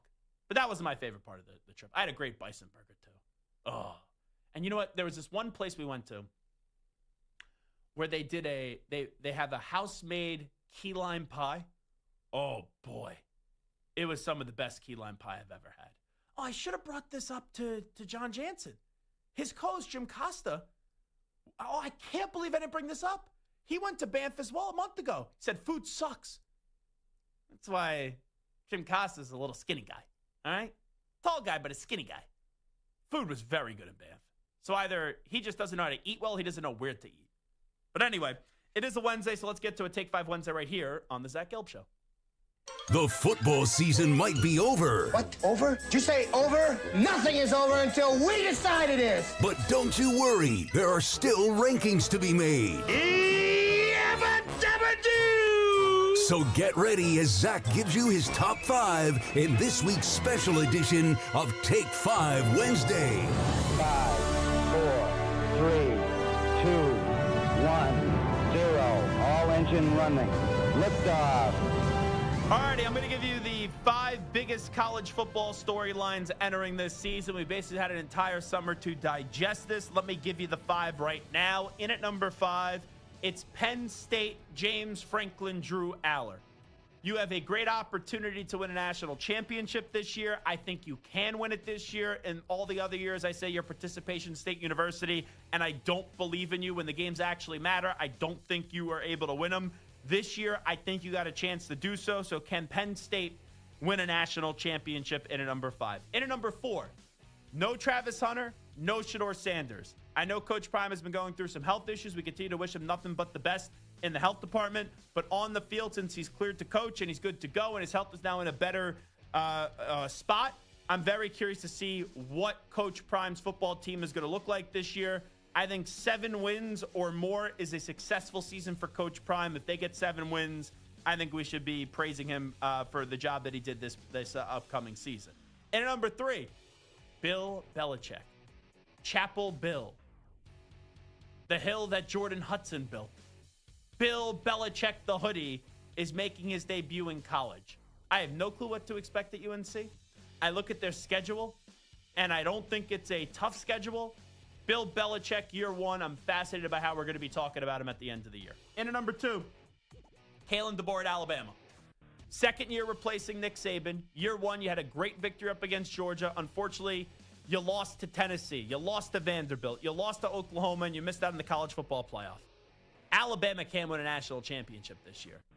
And there is a ton of pressure on Kalen DeBoer, not only to make the college football playoff, but do some damage in the college football playoff. And he named Ty Simpson his starting quarterback the other day. And at number 1, Arch. Arch. It's all about Arch. Number 1 in the coaches poll. Number 1 in the AP poll. Arch and Sark. Sark and Arch. Arch. What is Arch Manning going to do in his first true season as a starting quarterback in college? And at number 5, it's Penn State. Can they win it all? 4, what is Coach Prime going to look like this year? Number 3, what is Bill Belichick going to look like this year at UNC in his debut season? 2, Alabama, and the pressure on Kalen DeBoer. And in at number 1, it is Arch Manning. Samter, speak now, forever hold your peace. I mean, you can't forget about the LSU family with all the expectations in Baton Rouge. Surprised Brian Kelly's not on this list. Here's the thing. There is pressure on Brian Kelly. And the reason why I didn't put him in the top 5, and I know you could say, oh, you put Coach Prime in there. You don't think Coach Prime could win a national championship. Oh, I put Bill Belichick in there. I don't think Bill Belichick could win a national championship. But Prime's a bigger name right now in the year of 2025 than Brian Kelly. Bill Belichick's a bigger name in the year of 2025 than Brian Kelly. And for me, my expectation for LSU this year, my question is, can they just make the college football playoff? Brian Kelly went to LSU to win a national championship. 3 coaches have done so at LSU since 2000. Saban, Orgeron, go Tigers, and Les Miles. It's just, I've already am out on Brian Kelly in terms of him winning a national championship at LSU. So that's why I didn't put him there in the top 5. I'm here with my family. Oh, my God. My family. Oh, gather around with my family. Oh, my God. Well, I know another guy that you absolutely love, Dabo Swinney. A lot of expectations there for him and Cade Klubnik. So I thought about Dabo, and I do think Clemson this year can absolutely win a national championship, Dabo and Cade Klubnik. Here's the thing, though. If Dabo gets to the Final Four of the college football playoff, and let's say they lose on a last-second field goal to Ohio State, are we really shredding Dabo? Are we really shredding Clemson? It's a missed opportunity, but I don't think we're shredding them. And that's why it failed in terms of a top 5 storyline for college football this year for me.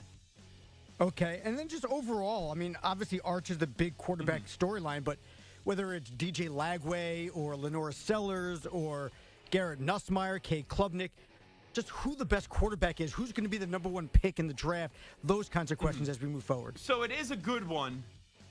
I already gave you Arch. I gave you Drew Aller and Penn State and James Franklin a little bit, so I hit 2 quarterbacks there. Ty Simpson's a part of the story with Alabama. There's just no clear cut, in my opinion, the guy that everyone feels confident is the best quarterback in the country. I think right now most people think it's Cade Klubnik, but they go, oh, Cade's just really good. Now, some of those other guys, they can be elite. Lenora Sellers, DJ Lagway. I kind of think Florida's going to be a little bit disappointing. South Carolina, it feels like their ceiling is just making the college football playoff. So I do think there's even some limitations if one of those guys do pop off. If it's Arch, then I already met it. And then that would be one of the craziest things we've ever seen because of how much attention is already there about Arch. And then the last one real quick. I mean, everyone's talking about all these other teams. No one's talking about Ohio State Buckeyes repeat and Ryan Day winning a second back-to-back title. That seems to be a possibility. As you want to know what, though? It's not even the biggest storyline for Ohio State this year. What is? It's can they beat Michigan? That's a great point. I'm being serious because they just won the national championship. If they don't win another national championship this year, are we crushing them? No. But if they lose to Michigan for what would be the 5th straight year, man, even after winning a national championship, that's ugly, ugly, ugly for Ryan Day. Big thanks to Nathan Zegura. Big thanks to John Jansen. Big thanks to Stu. Big thanks to Samter. Big thanks to Marco Belletti. But most importantly, each and every one of you. We'll be back tomorrow at 3 p.m. Eastern, noon Pacific time right here on the Zach Gelb Show on the Infinity Sports Network. We out. Bye-bye. Peace.